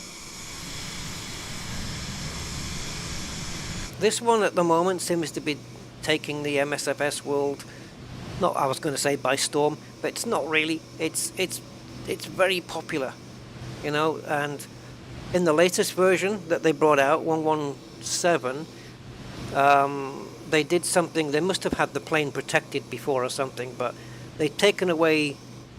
But they've kept the plane protected in the files, but they've released something within the files that allows people to go and make liveries for it. So I'm imagining in the earlier version that people were not able to make liveries for some reason or another, but somebody then produced a template for it, and anyway, it's fine now. So I've downloaded, I think, 4 liveries for this already, a blue and a chrome one. There's a lovely black and orange one which I got, but instead of using those today, I just wanted to go with the standard shuttle. You do get only 3 liveries with the plane, which is not very many,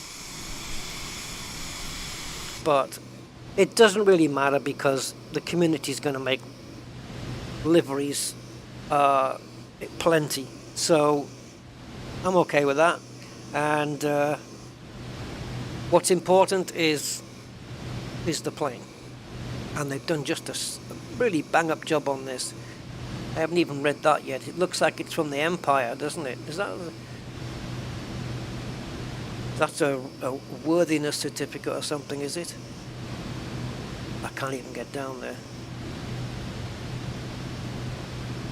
Standard airworthiness certificate. Yeah.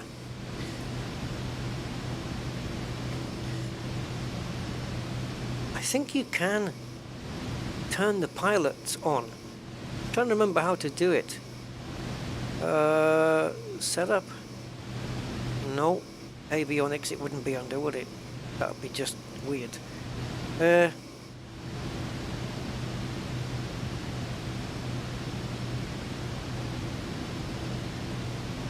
What happens if we put the storage cover on now? It might not let me, to be fair, and nor should it.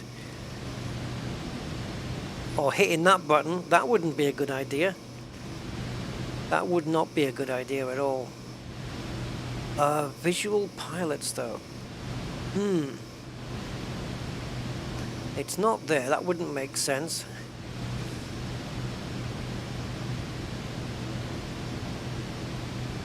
No, traffic, weather, procedures, charts, checklists.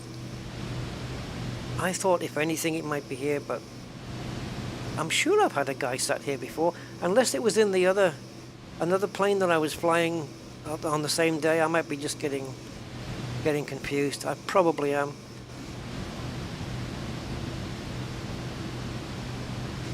Speed bugs.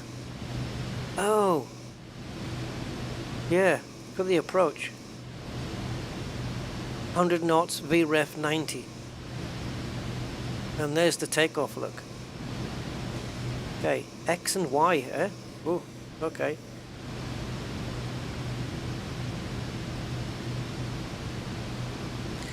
Don't worry about Nightbot, I'll get it sorted out for the next stream. It's only there because we used to have all those, you know, spamming bots that used to come in and they would use symbols a lot. And so the only way to have Nightbot get them off without having myself or mods to do it was to yeah, that's right, was to have it work on based on the symbols. There's the only way to do it. So there it is. So this is what now?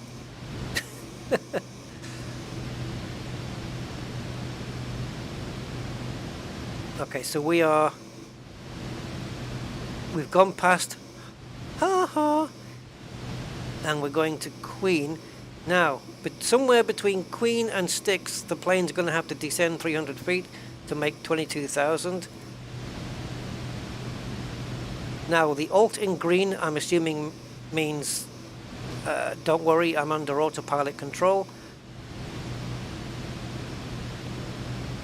Vertical navigation in-op. Aha. So the button doesn't work there yet, but it does work in here. Alright. So it works in the flight plan. We've got it enabled. It's already got this programmed in. 3 degrees is perfect. Vertical speed target.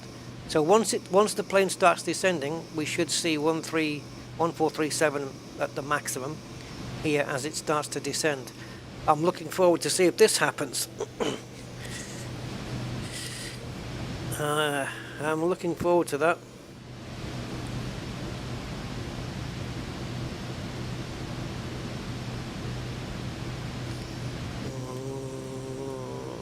Let me take a quick look if I can, if it doesn't distract me too much, at Nightbot. Log in and log in with, oh, it's okay, it's automatically logged me in. So what do I need? Integration, nope. Commands.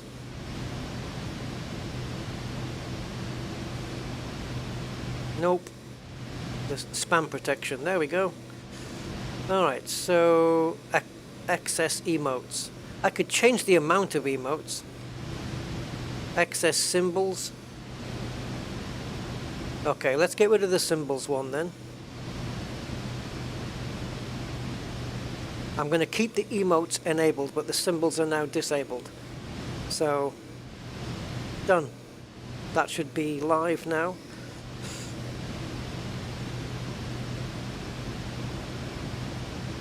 Alright. Select vertical speed target. No, I'm happy with the one that you've picked. I could change the angle. Wow. 3 degrees is nice. That's nice. Okay, so, sticks. It's got 31 miles to get to sticks. You're going to have to start descending then. It's only got to come down 3,000 feet. The question is the autopilot going to do it? Or do I need to... If I press that... Is this stopping it, or... I'm just going to press it. Okay, that's taken off the altitude. Does that mean that the plane is now... The autopilot isn't doing the altitude? Because that's not good either.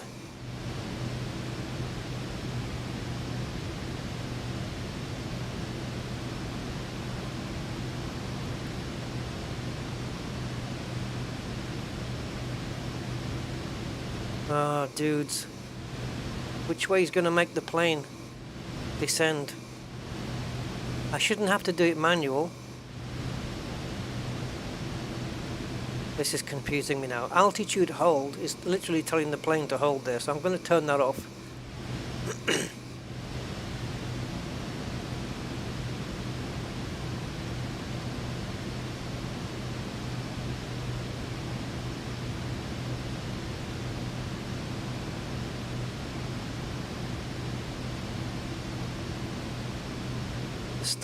There's still time, but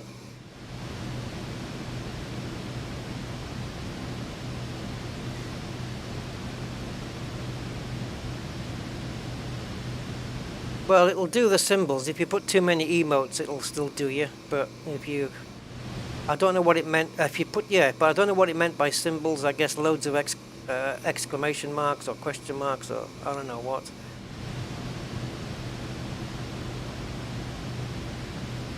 So we're only at 46% thrust right now, and we're doing a nice 214 knots. I'm waiting for this thing to start descending though. It's actually right. So it's put this in. Oh, no, that's been there before. It needs to arm 22,000 guys.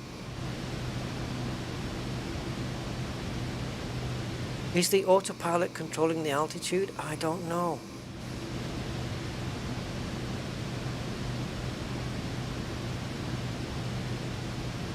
There's one way to find out. Drop down to 24.9 and see if the plane does it.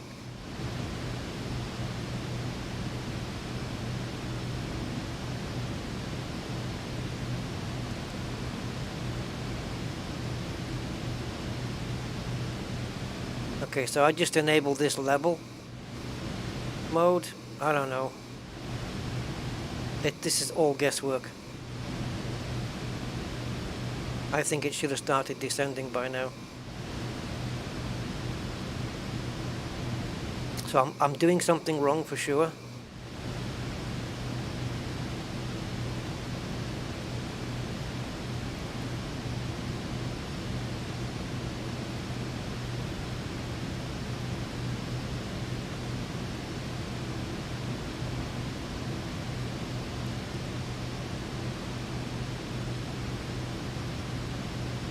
Right, the altitude hold comes on automatically once it reaches the desired altitude.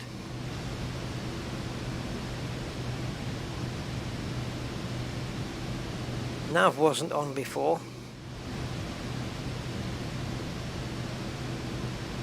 Ah, top of descent within 1 minute, look. Oh, baby. Oh, baby. Top of descent within 1 minute. So we just leave that.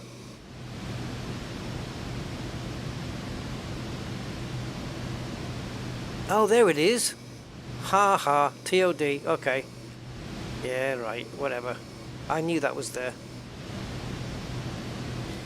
Right, so as soon as we hit TOD, we should see the plane come down. And then it's going to have a fun time over the next 32.7 nautical miles to get down to 14,000. And that one, these will not be the targets for the plane. The next target will be this guy, Huxley. But in order to make that, it's got to, these altitudes will be what it reaches. Okay, right, enough. Stop yapping. We have a purple arrow there. Okay, it's gone past top of descent. That doesn't mean it's gonna... Do I have to hit that? Yeah, there we go. It was because it was on altitude hold. So now it's gone to 22,000. Okay, so don't have altitude hold on. Now I was a little late there, so I'm hoping it can still do it. I don't know whether it will readjust the descent path accordingly. I actually don't know.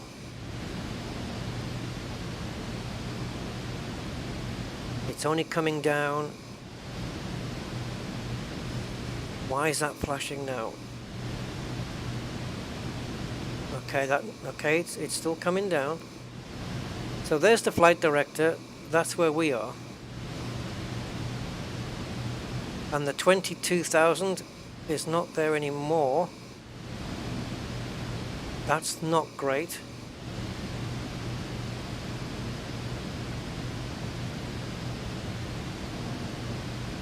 Oh, it's not going to make this.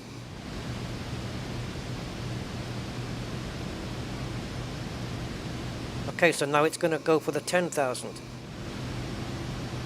Which is the next. I don't understand. You're going to need to descend, buddy.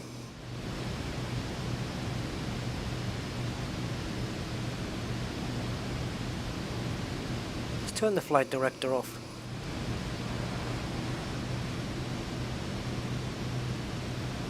I don't believe the two things. Or maybe they did, I don't know. Oh, it's gonna is it gonna overspeed? Yep. Probably because the VNAV it's having to go faster down because we were late. I don't know. So it's trying to make 10,000 now. This is all new. But at least, whatever happens, at least we've seen the plane.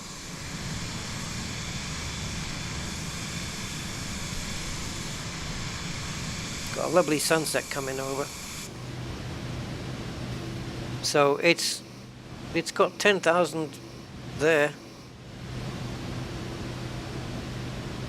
I don't know how it's going to make this, but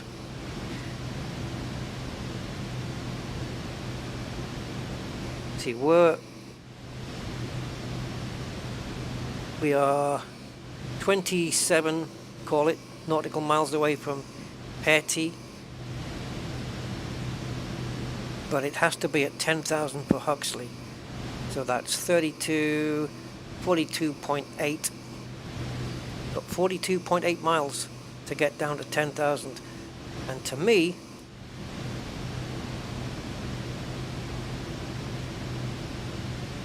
is it doing it? This is us, right? And this is the ideal flight path, so we're above it. Is this right? Or is this? Now it's going up now.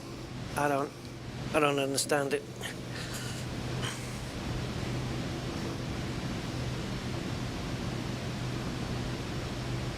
Thanks, Brian.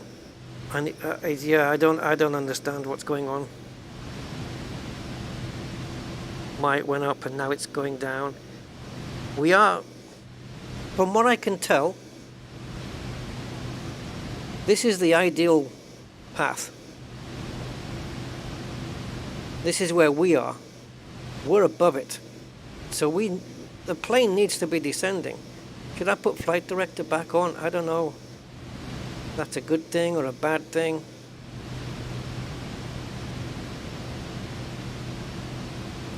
That looks like a bad thing to me. So we're going to leave that off. So I'm already deciding that this isn't going to work out.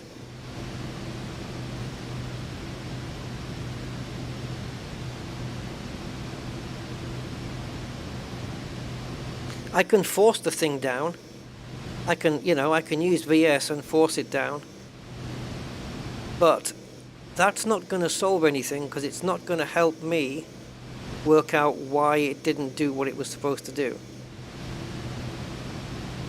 Okay, now it's descending at this rate, maybe to try and match up the purple with the white. It's going to have to go some.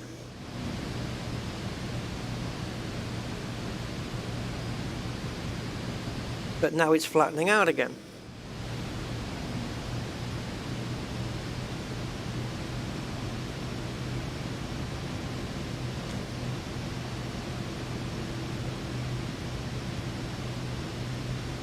There's no way. So 14,000 by petty, and we've got 13 nautical miles to drop 10,000 feet, and yet it's climbing. So I am going to force the plane to go down.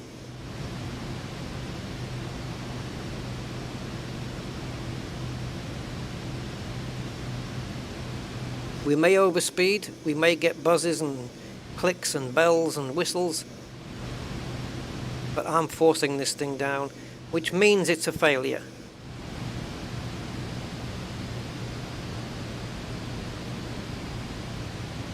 It was descending, and then it leveled out, and then it descended, then it leveled out. I've got no idea.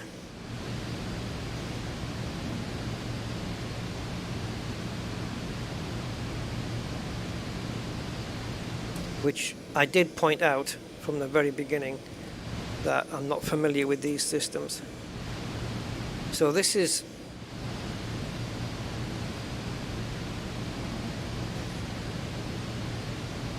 flight level change.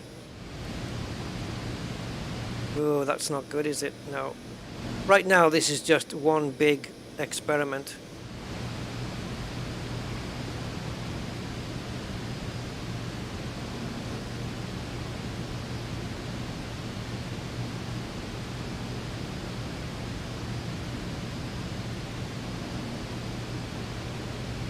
Damn. It looks like the flight director needed to be off, I think, which is weird because I don't do that in any other plane. Flight director stays on all the way down to landing.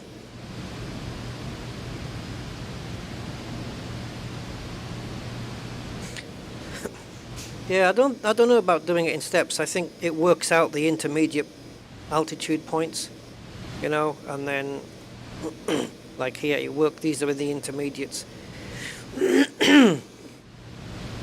Like it says that we should be at 14.7. I'm just going to round up. We're going to, or round down, whatever. It should be at 14.7 by petty. We're 21,000 already. And we're going to be nowhere near. So I'm going to increase the rate of descent to 2,000 feet a minute and hope that the speed can control itself.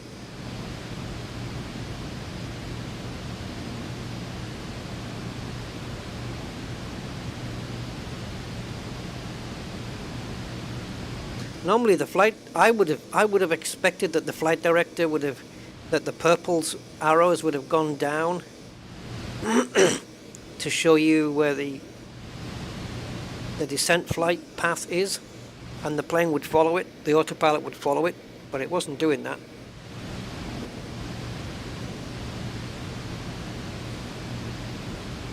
Can we make 10,000 Huxley? Well, Huxley's here.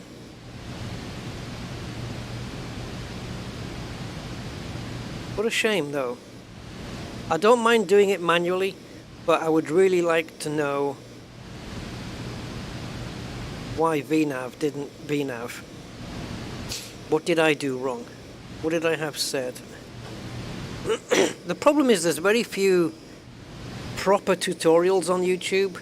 You get pilots flying them, and then you get YouTube videos where it says tutorial, but it really isn't, because they skip a lot of steps on the assumption that you know things, you know, and it kind of buggers things up.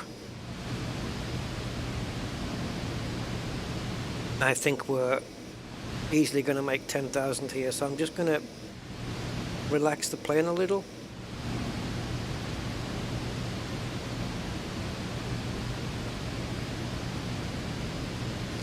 Yeah, it's difficult to find a tutorial where I mean, there's very few on this plane anyway, but one that talks you through what to press, why it's being pressed, you know. There's a couple of people who do them really well, but in the main, if you were a newbie, you wouldn't have a chance, because they assume a lot of prior knowledge. So, is it really a tutorial in that case? I mean, this isn't your ideal first plane anyway, you know, so you should have some prior knowledge. But I think the thing is to have a look at tutorials on the Garmin G3000. That would be a good thing. And maybe these screens as well. So it looks like we're back on track. Huxley is there. We're here. And we need to be at 10,000 for Huxley. That looks very doable. So Huxley, yeah, it's going to be around here, isn't it? Because it's before the water. So we're on track, but I had to make it happen. It is cold and windy here. I mean, it's good that I know enough to do this.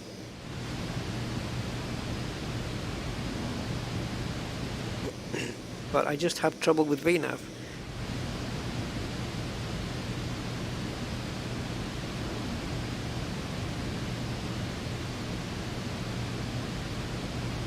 The thing is, it was there armed and ready and programmed,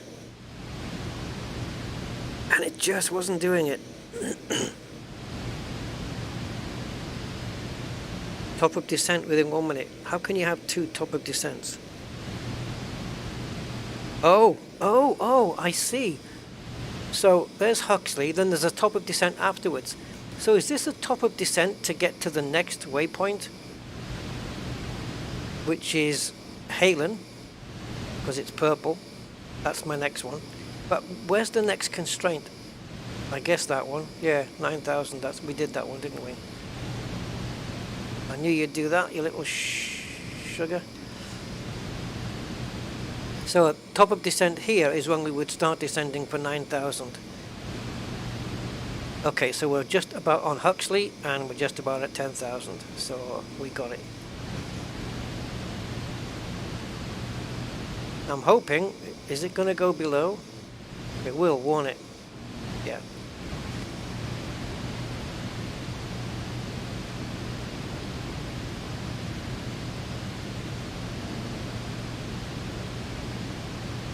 So how do I get the plane now to go down to... If I hit flight level change, is that going to go down or up? Yeah, how would I nail it exactly on 10,000? See, it's already programmed in.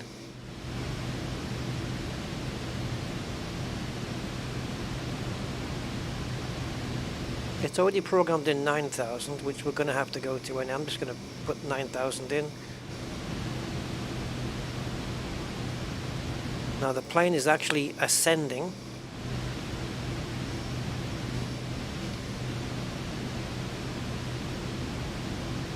And now it's got the next VNAV point in.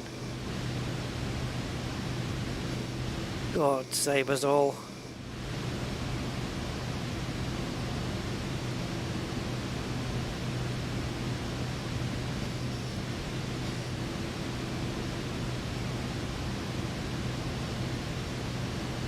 Alright, so the plane's not going to VNAV. I have to accept that it's not going to do it, and we're just going to have to do it ourselves.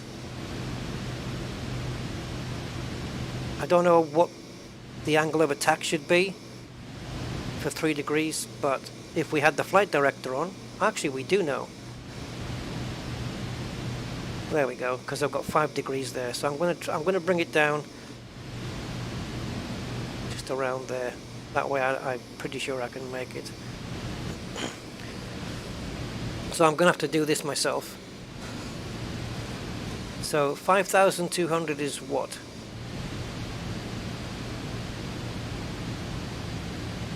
Huxar. Alright, so can you now... Huxar is where? What the hell? Are we going to circle round and then just curl in on ourselves? Wow. Where's Huxar? I can't. There's a lot of clutter on the screen here.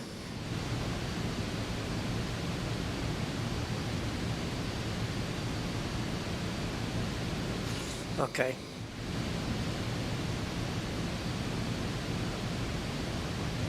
We're probably going to hit a bloody mountain here. I don't know what's going on. I can't find it. Huxar Shandon. But that's on... Huxar is like right at the end of the trip. This is what I'm not understanding. Remember when I said about why is the runway at the end and then the approach is afterwards? Well...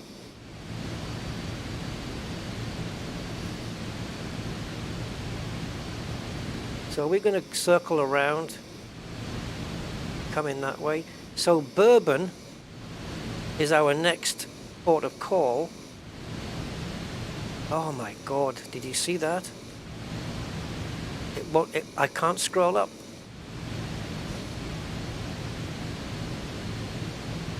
I don't believe it.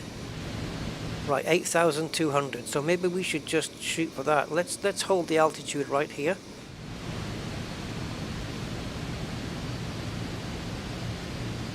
I don't know why the plane has only just decided to get itself back on track.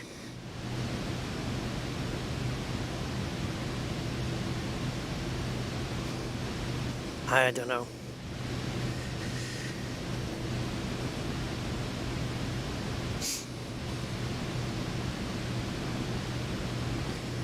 Well, at least you know that my channel is the place to come to if you want the worst Rusty Dog, if you want, not forget Rusty Dog, if you want the worst flight simulator videos. I'm going to have my own channel and I'm going to call it The Clueless Pilot. Why don't we just fly to Huxar? So the airport's in front of us, but we're going to have to loop round. So there's Vegas. That looks like our airport, but we're going to loop around so we can descend at the same time. So where's Bourbon? Okay, so Bourbon's there, and then we have to go make Bishop. So I'll just do manual descents, I guess. I'm on altitude hold. The next selector is 5,200. So once I'm happy after Bourbon, I can click that and make it start descending to 5.2. Thing is, when you use VS, I've always understood that it will descend at the pace that you want it to, but then once it reaches the altitude here, that it will stop descending. Like it won't just keep doing it. I don't know. So, welcome to Vegas. And we do have the Las Vegas Strip. As you can see, there's bits here you can see. The whole Las Vegas Strip is here. Obviously looks better at night.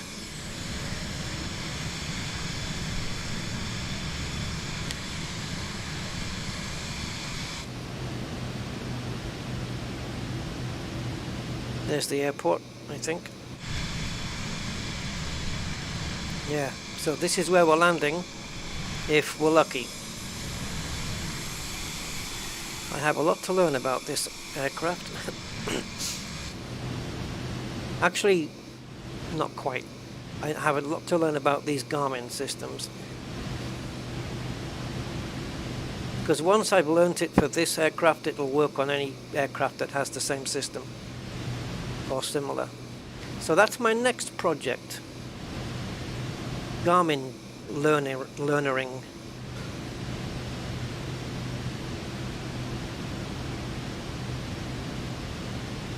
Okay, I'm not going to bother with checklists, I don't think.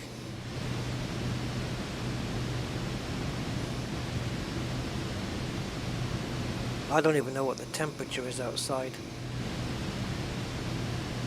or where to find it. So when it comes to the anti-ice, I couldn't even tell you.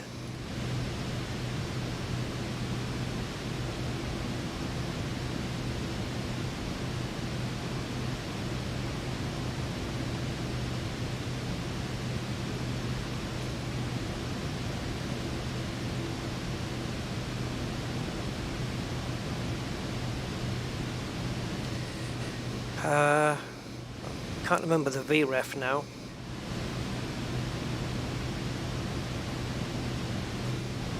We're just going to wing it, guys.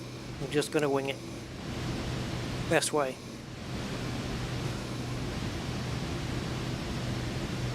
Okay, so there's Bourbon.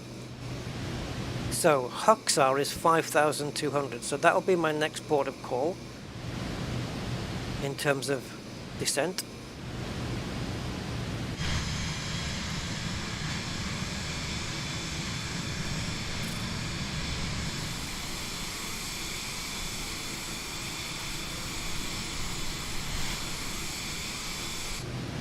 I had to think for about 5 seconds there on what button to press.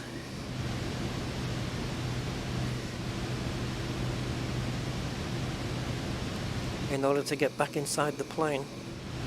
Weird.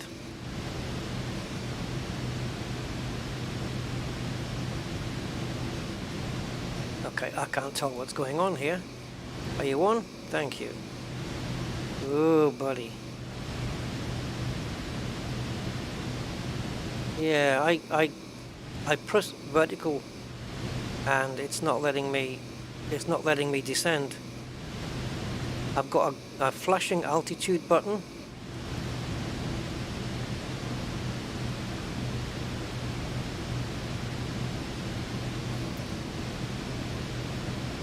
Is it trying to keep to a constraint? I click on vertical speed, I click to go down, nothing. Nothing. Nothing, guys, I'm gonna have to fly this myself.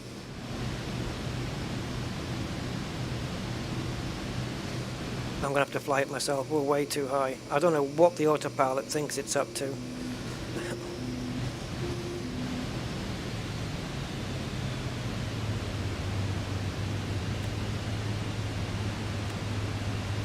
So I'm just gonna really bring this thing in now. So I'm gonna be breaking all the rules of the game. I don't know which of the two runways. Mine is, it's got to be the one on the left because it is 23 left, 20 or 26 left even.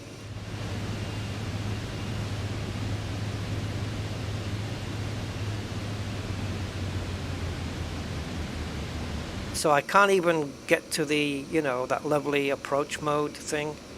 Can't even do that. But sunset in Vegas. And we have another plane on approach, but it looks like he's going to the right runway.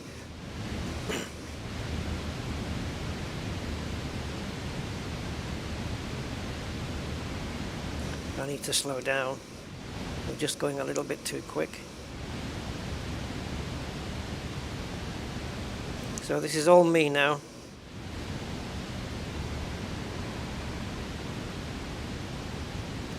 Okay, wheels are down. Flaps are, I have no idea,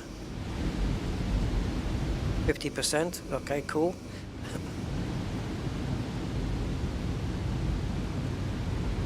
And now we want to apply a little bit of throttle.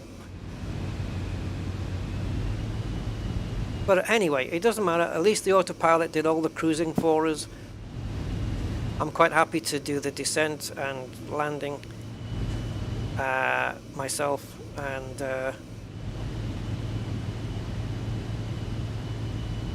it looks like that green reticle is for the runway. And yeah, it's just a case of learning more about the stuff. We're a little bit low. I'm just going to feed a bit more power in here, just till we get the second happy light.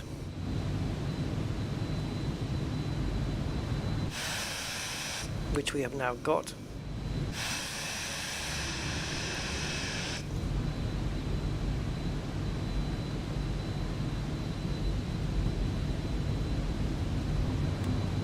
Okay, and flaps are now fully down.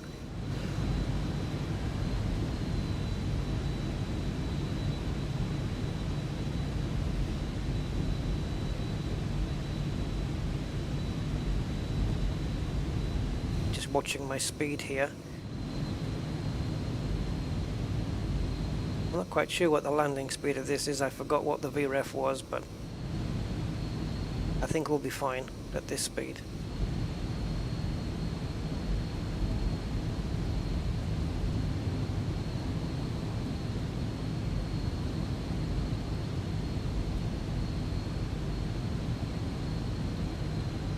So we're a little high, but we've got plenty of runway to play with. And anyway, by the time you get down to a certain altitude, those PAPI lights are not the most accurate.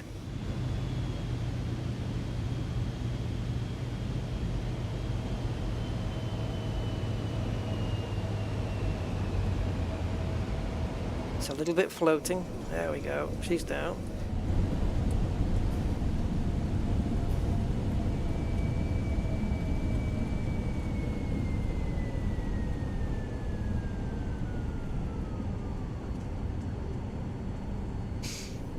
Look at the map. It looks like it's even doing a sunset, but it's not. It's just the way that the terrain works.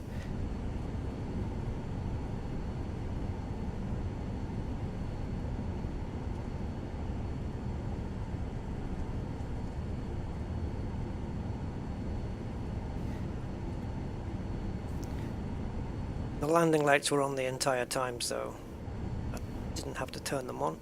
Welcome to Vegas, guys. You might be able to see some of it. I mean, it was fairly easy to bring in, to be honest. It's an easy plane. It flies nicely, you know. It's quite compliant. You see the spotlight going up here, guys. Look, searchlight, spotlight, whatever, and you got the, I don't know, all the big important hotels like MGM Grand and all those places. We'll take a look. We'll go take a look at Vegas after this.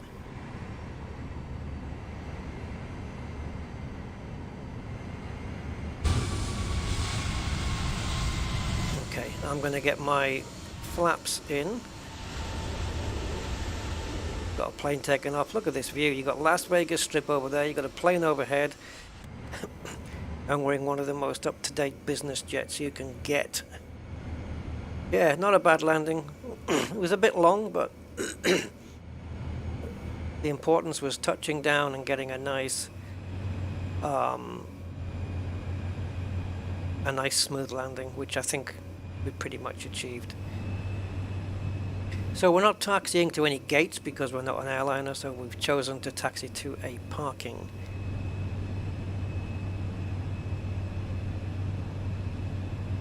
So the point of the video was to show the plane.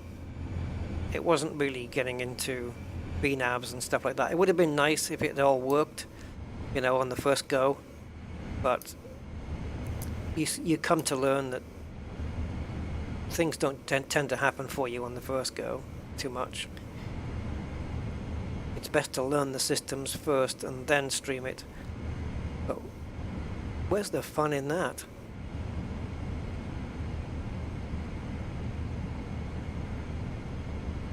So we've got a vehicle blocking the way. Considering I think I have landing lights on, I'm seeing a light at both sides of the plane, but there's nothing in the middle.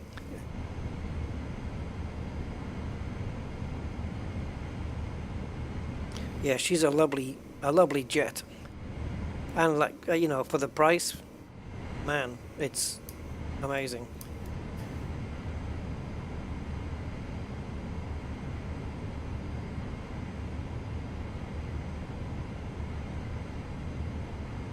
And the aircraft you see at this airport right now should be the proper ones that are really here. I'm using FSLTL for that. I'm hoping it has some accuracy. This is quite a large airport. It's bigger than what I was expecting, to be honest, because of the just the length, the sheer distance I have to go to get to the to where I'm going. I don't know where it's taking me. We are really close to the Vegas Strip, eh? We will go and check it out if you guys want to see the Vegas Strip. Take a look. It might be a little bit too far to walk, and I don't know how far you can walk away from your plane with, I don't know, you can maybe go as far as you want.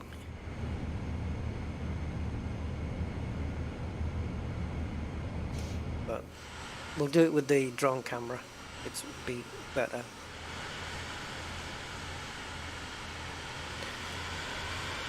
Yeah, once I once I learn more about the descent, because it's like with other planes that I've had, I have no problem with the start, the climb, the cruise.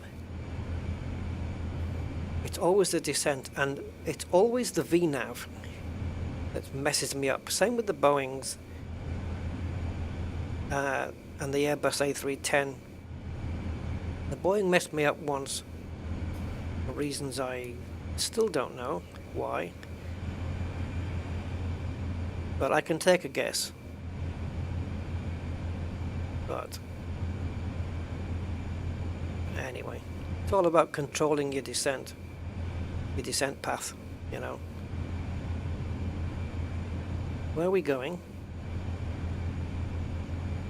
Another plane coming in on the left. There, you can just see the lights flashing on it. Well, it's on its approach, I would say.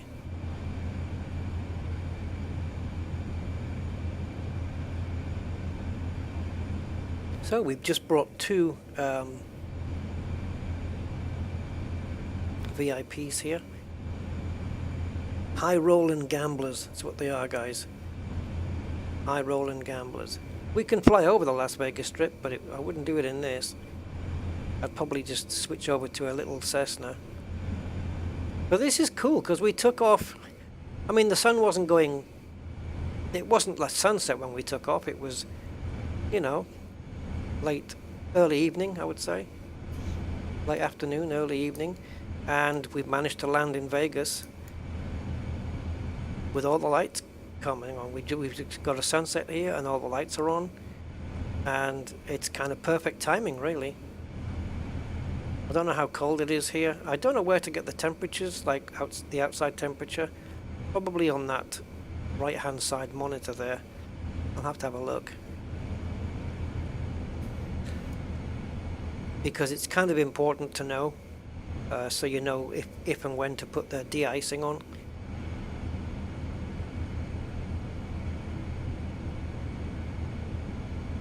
Okay, so we're just gonna twiddle our way round to the right here.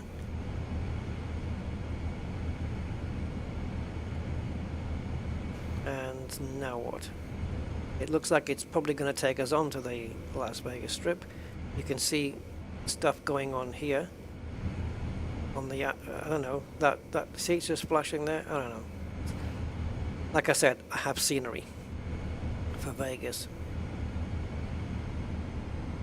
I've only landed here twice though.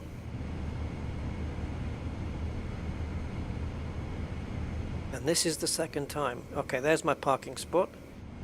So let's just back these throttles off and get her in there.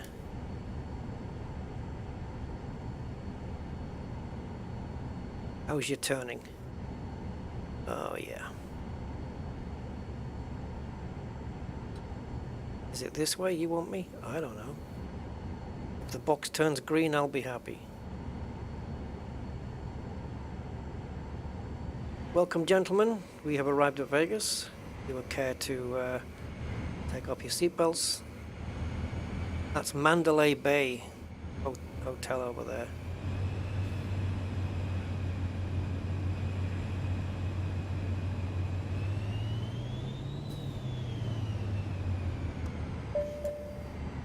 Handbrake is on.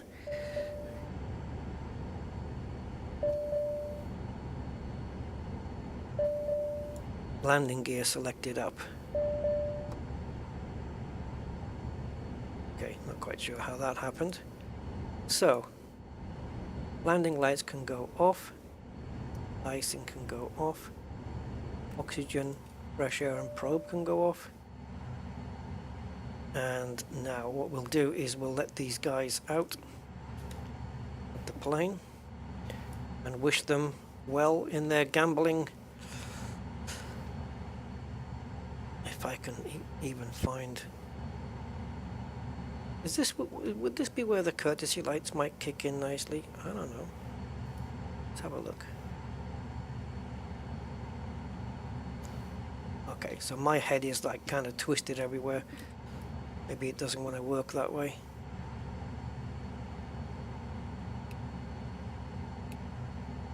Yeah, I don't know. I don't know if it's... Do we have cabin lights? Yeah, it looks like... Anyway. Yeah, there we go. Off to the slots.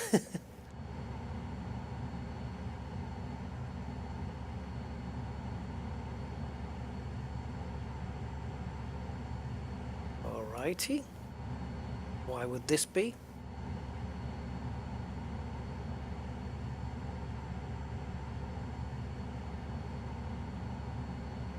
Alright. Let's shut the plane down. Maybe it's something to do with that. So, all we have to do, turn the plane to the off position and hit engine stop.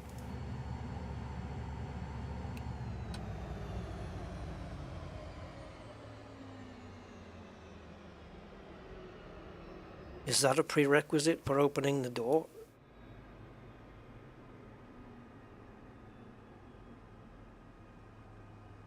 Maybe. It does open when you've got... When you're cold and dark, it will open the door.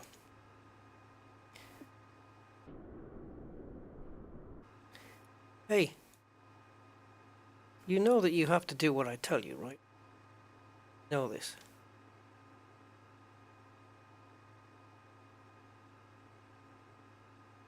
I think there's something going wrong with the cameras here, because I'm scrolling backwards and forwards, you know, presume.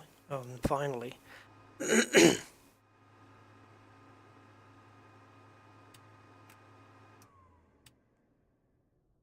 See, this would be the wrong way to open the doors when everything's in the dark.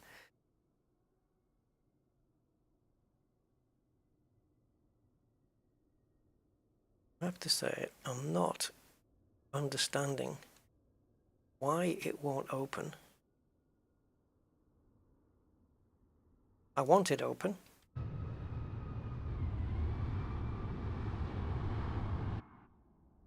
Okay.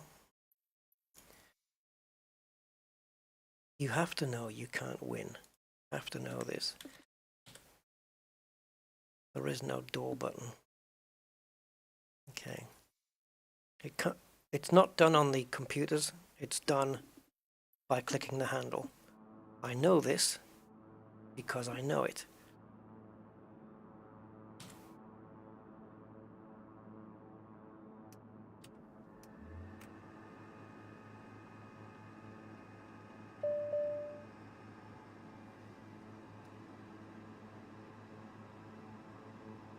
So I'm looking for the one where it's got cold and dark.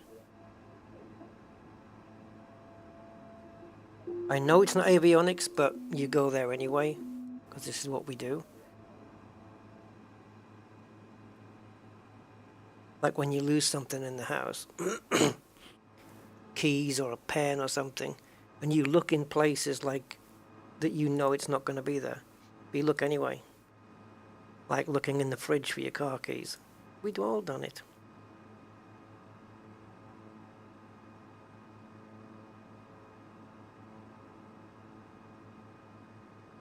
Ah, maybe it needs the chocks and the covers. No, the chocks, maybe the chocks need to be on. Let's open the luggage door so they can go surfboarding in. Okay. So they can go surfing here as well. Surfboarding, which I'm sure they're... That plane in front of me, that is really noisy. Maybe the plane needs the chocks on. Okie dokie. Let's go covers and protectors.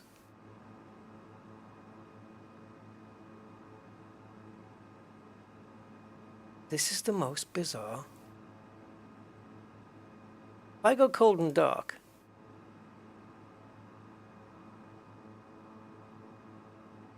Right, so I've chosen storage cover, but it hasn't put it on. I'm presuming that's because the plane needs to be shut the hell down. Let's go to config and choose, actually it's not config, cold and dark. Right, let's see if it does it now. Unacceptable.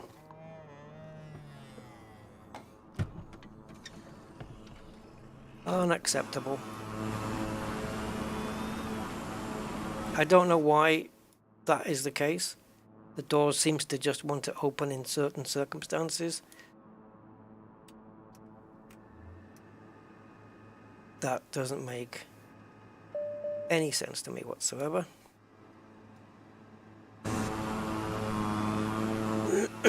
We even got a light in there, look. Yeah, you want people to be able to get out and see where they're going.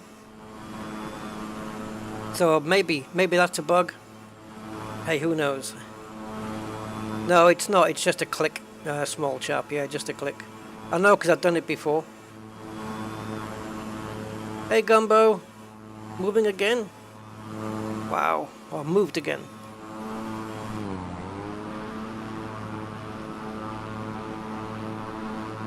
Am I in his way? Too bad. Oh, we got a brief glimpse of a pilot there. Yeah. Anyway, let's go down the strip. So, I'm going to need to enable my dodgy Xbox controller, so bear with me on that one.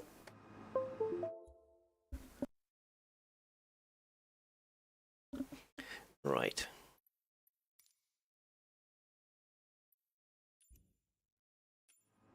Right, so let's actually shut the plane down. I don't want to leave it like this.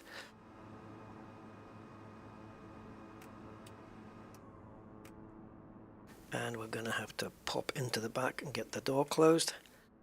And I didn't do the luggage. Awesome.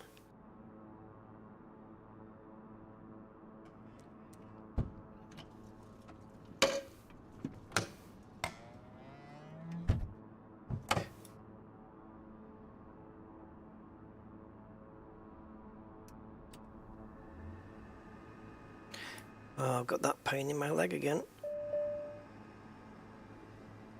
So I knew it wasn't that, but I clicked it anyway. Statics.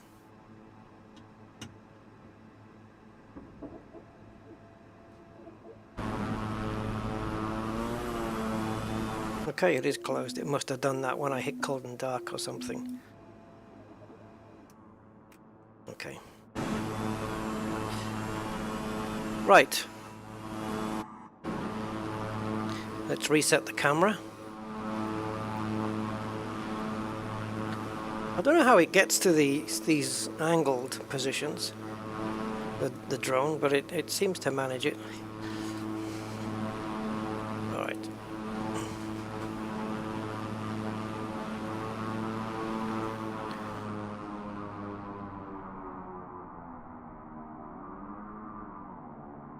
So I guess... Okay.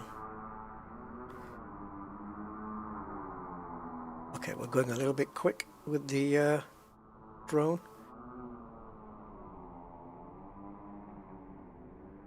Every time I'm moving, I'm sure I'm facing straight. Obviously not. It wants to veer off to the right.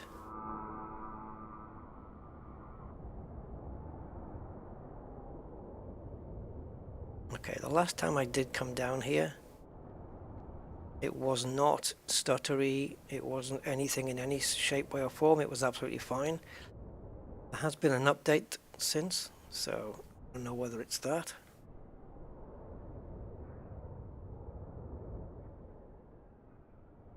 Man, it's not holding out too well.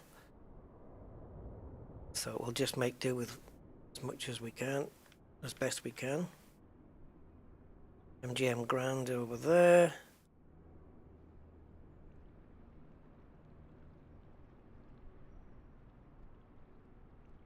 What looks like to be a pregnant Statue of Liberty. Kind of weird, but anyway, there you go.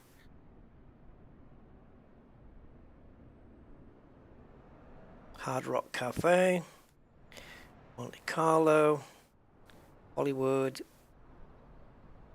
What's we got here? Polo Towers. That's some weird stuff there. That looks flat.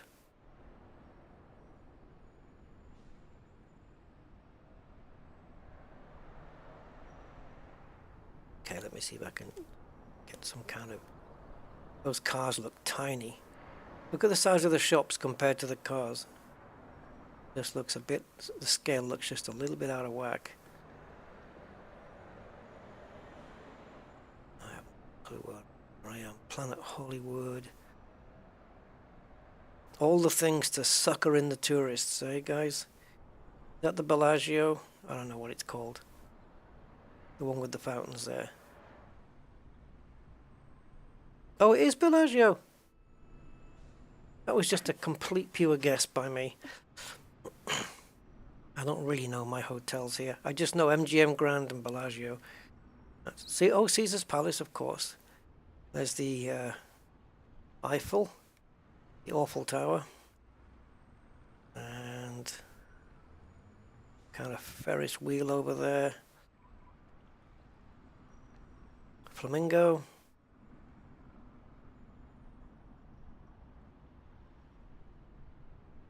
It's all here.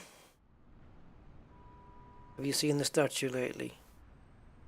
Which one? The actual... Which statue? Liberty? The actual one or this fake one here?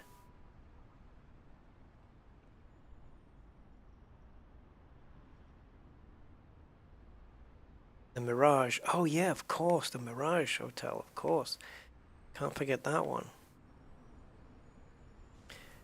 Looks like there's a bit of optimization needed on these. So you've got a 30 series card. The Miracle. Casino and Resort. The Miracle? Ah, Jesus. The Mirage. Palazzo. Which were the ones controlled by the mob guys? All of them?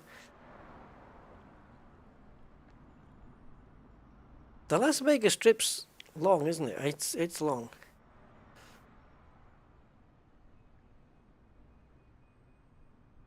And I'm told not to veer off down into any of the back streets. If you want to keep your lungs breathing.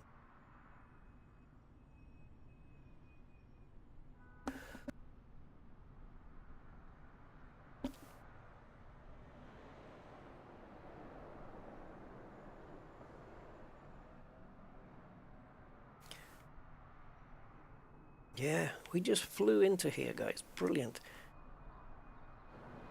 The world's largest gift shop. How do they know? There might be one in Kathmandu that's really big.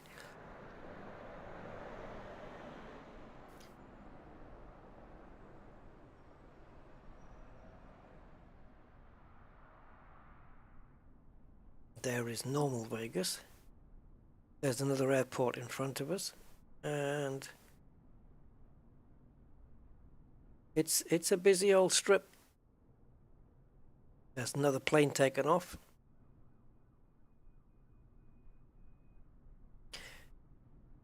I'm gonna just snapshot that.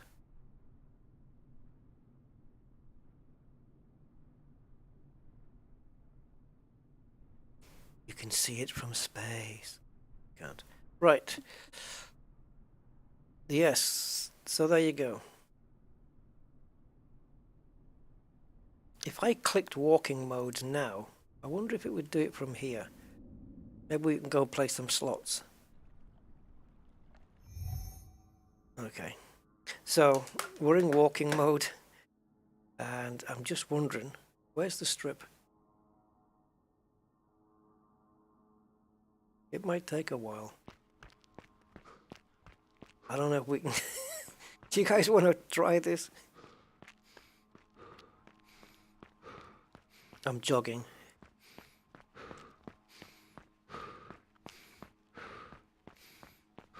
Elite Dangerous, guys.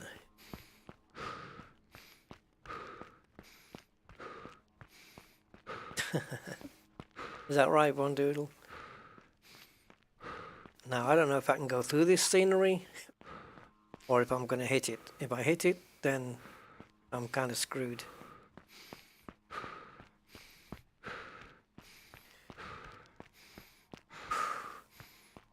My daily morning jog down the Las Vegas Strip. Or evening jog in this case.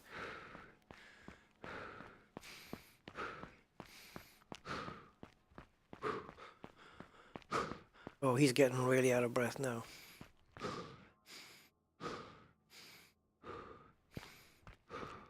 Come on.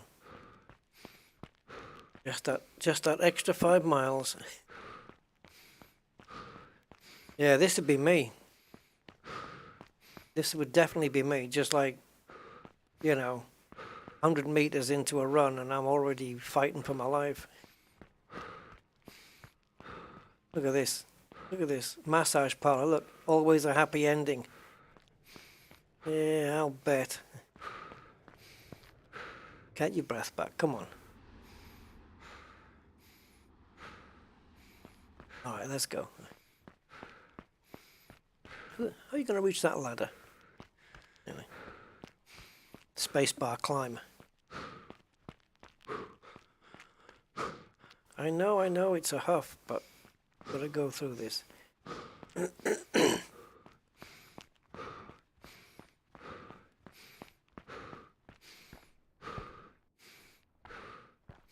Oh, he's walking really slow now.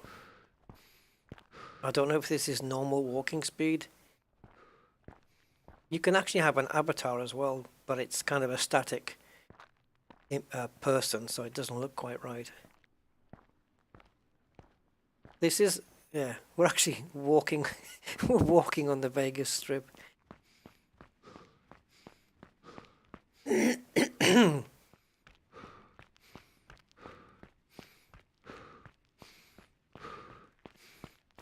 know what I'm doing? One of the businessmen left his wallet on the plane, so I'm trying to catch up with him. He said he'd be staying in this hotel.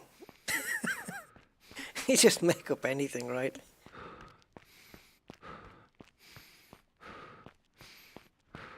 Yeah, Mandalay Bay.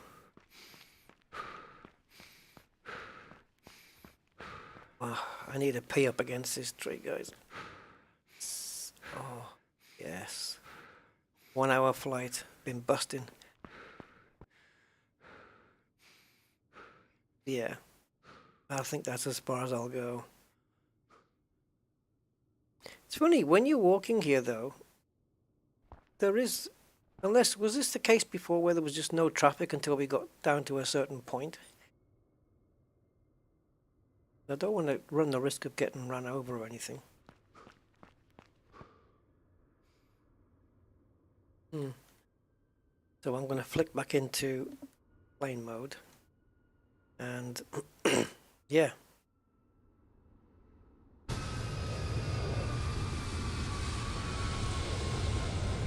Well, there's planes doing stuff around me. Okay. I can't see anything, guys. But now that we've done the flight anyway.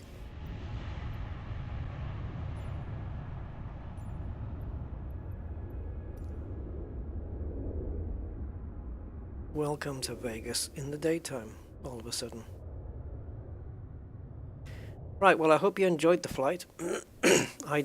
Apart from the little quirks that I need to learn, I enjoyed it. What a great plane this is. I'm going to be flying it more often, for sure. It's definitely one of the ones I would use to do, you know, some good distances, because I don't know if it might show you here. Can't remember what the total distance of this plane, or the range is the correct word. I think it's around 1,200 nautical miles, something like that.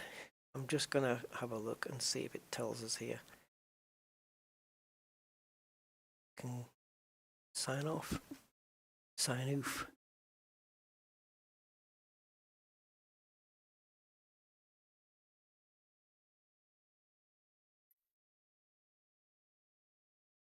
Thank you, Matt. It's been nice having you guys here. So we have to go here. Okay, so there you go. So range 1,270 nautical miles. It can fly for 5 hours. One of the two. It'll, yeah, whatever comes first. 311 knots airspeed and 31,000 feet it can get up to. Here's the other liveries. We've got that black and orange one, which really looks nice. And we've got a blue chrome. And then we've got a couple here. These three came with the jet. And then I've added these four. I particularly like the look of this one. But hopefully some more is going to come out at some point. And we'll get some really nice, classy looking ones on there. Yeah. The Vision Jet G2, guys.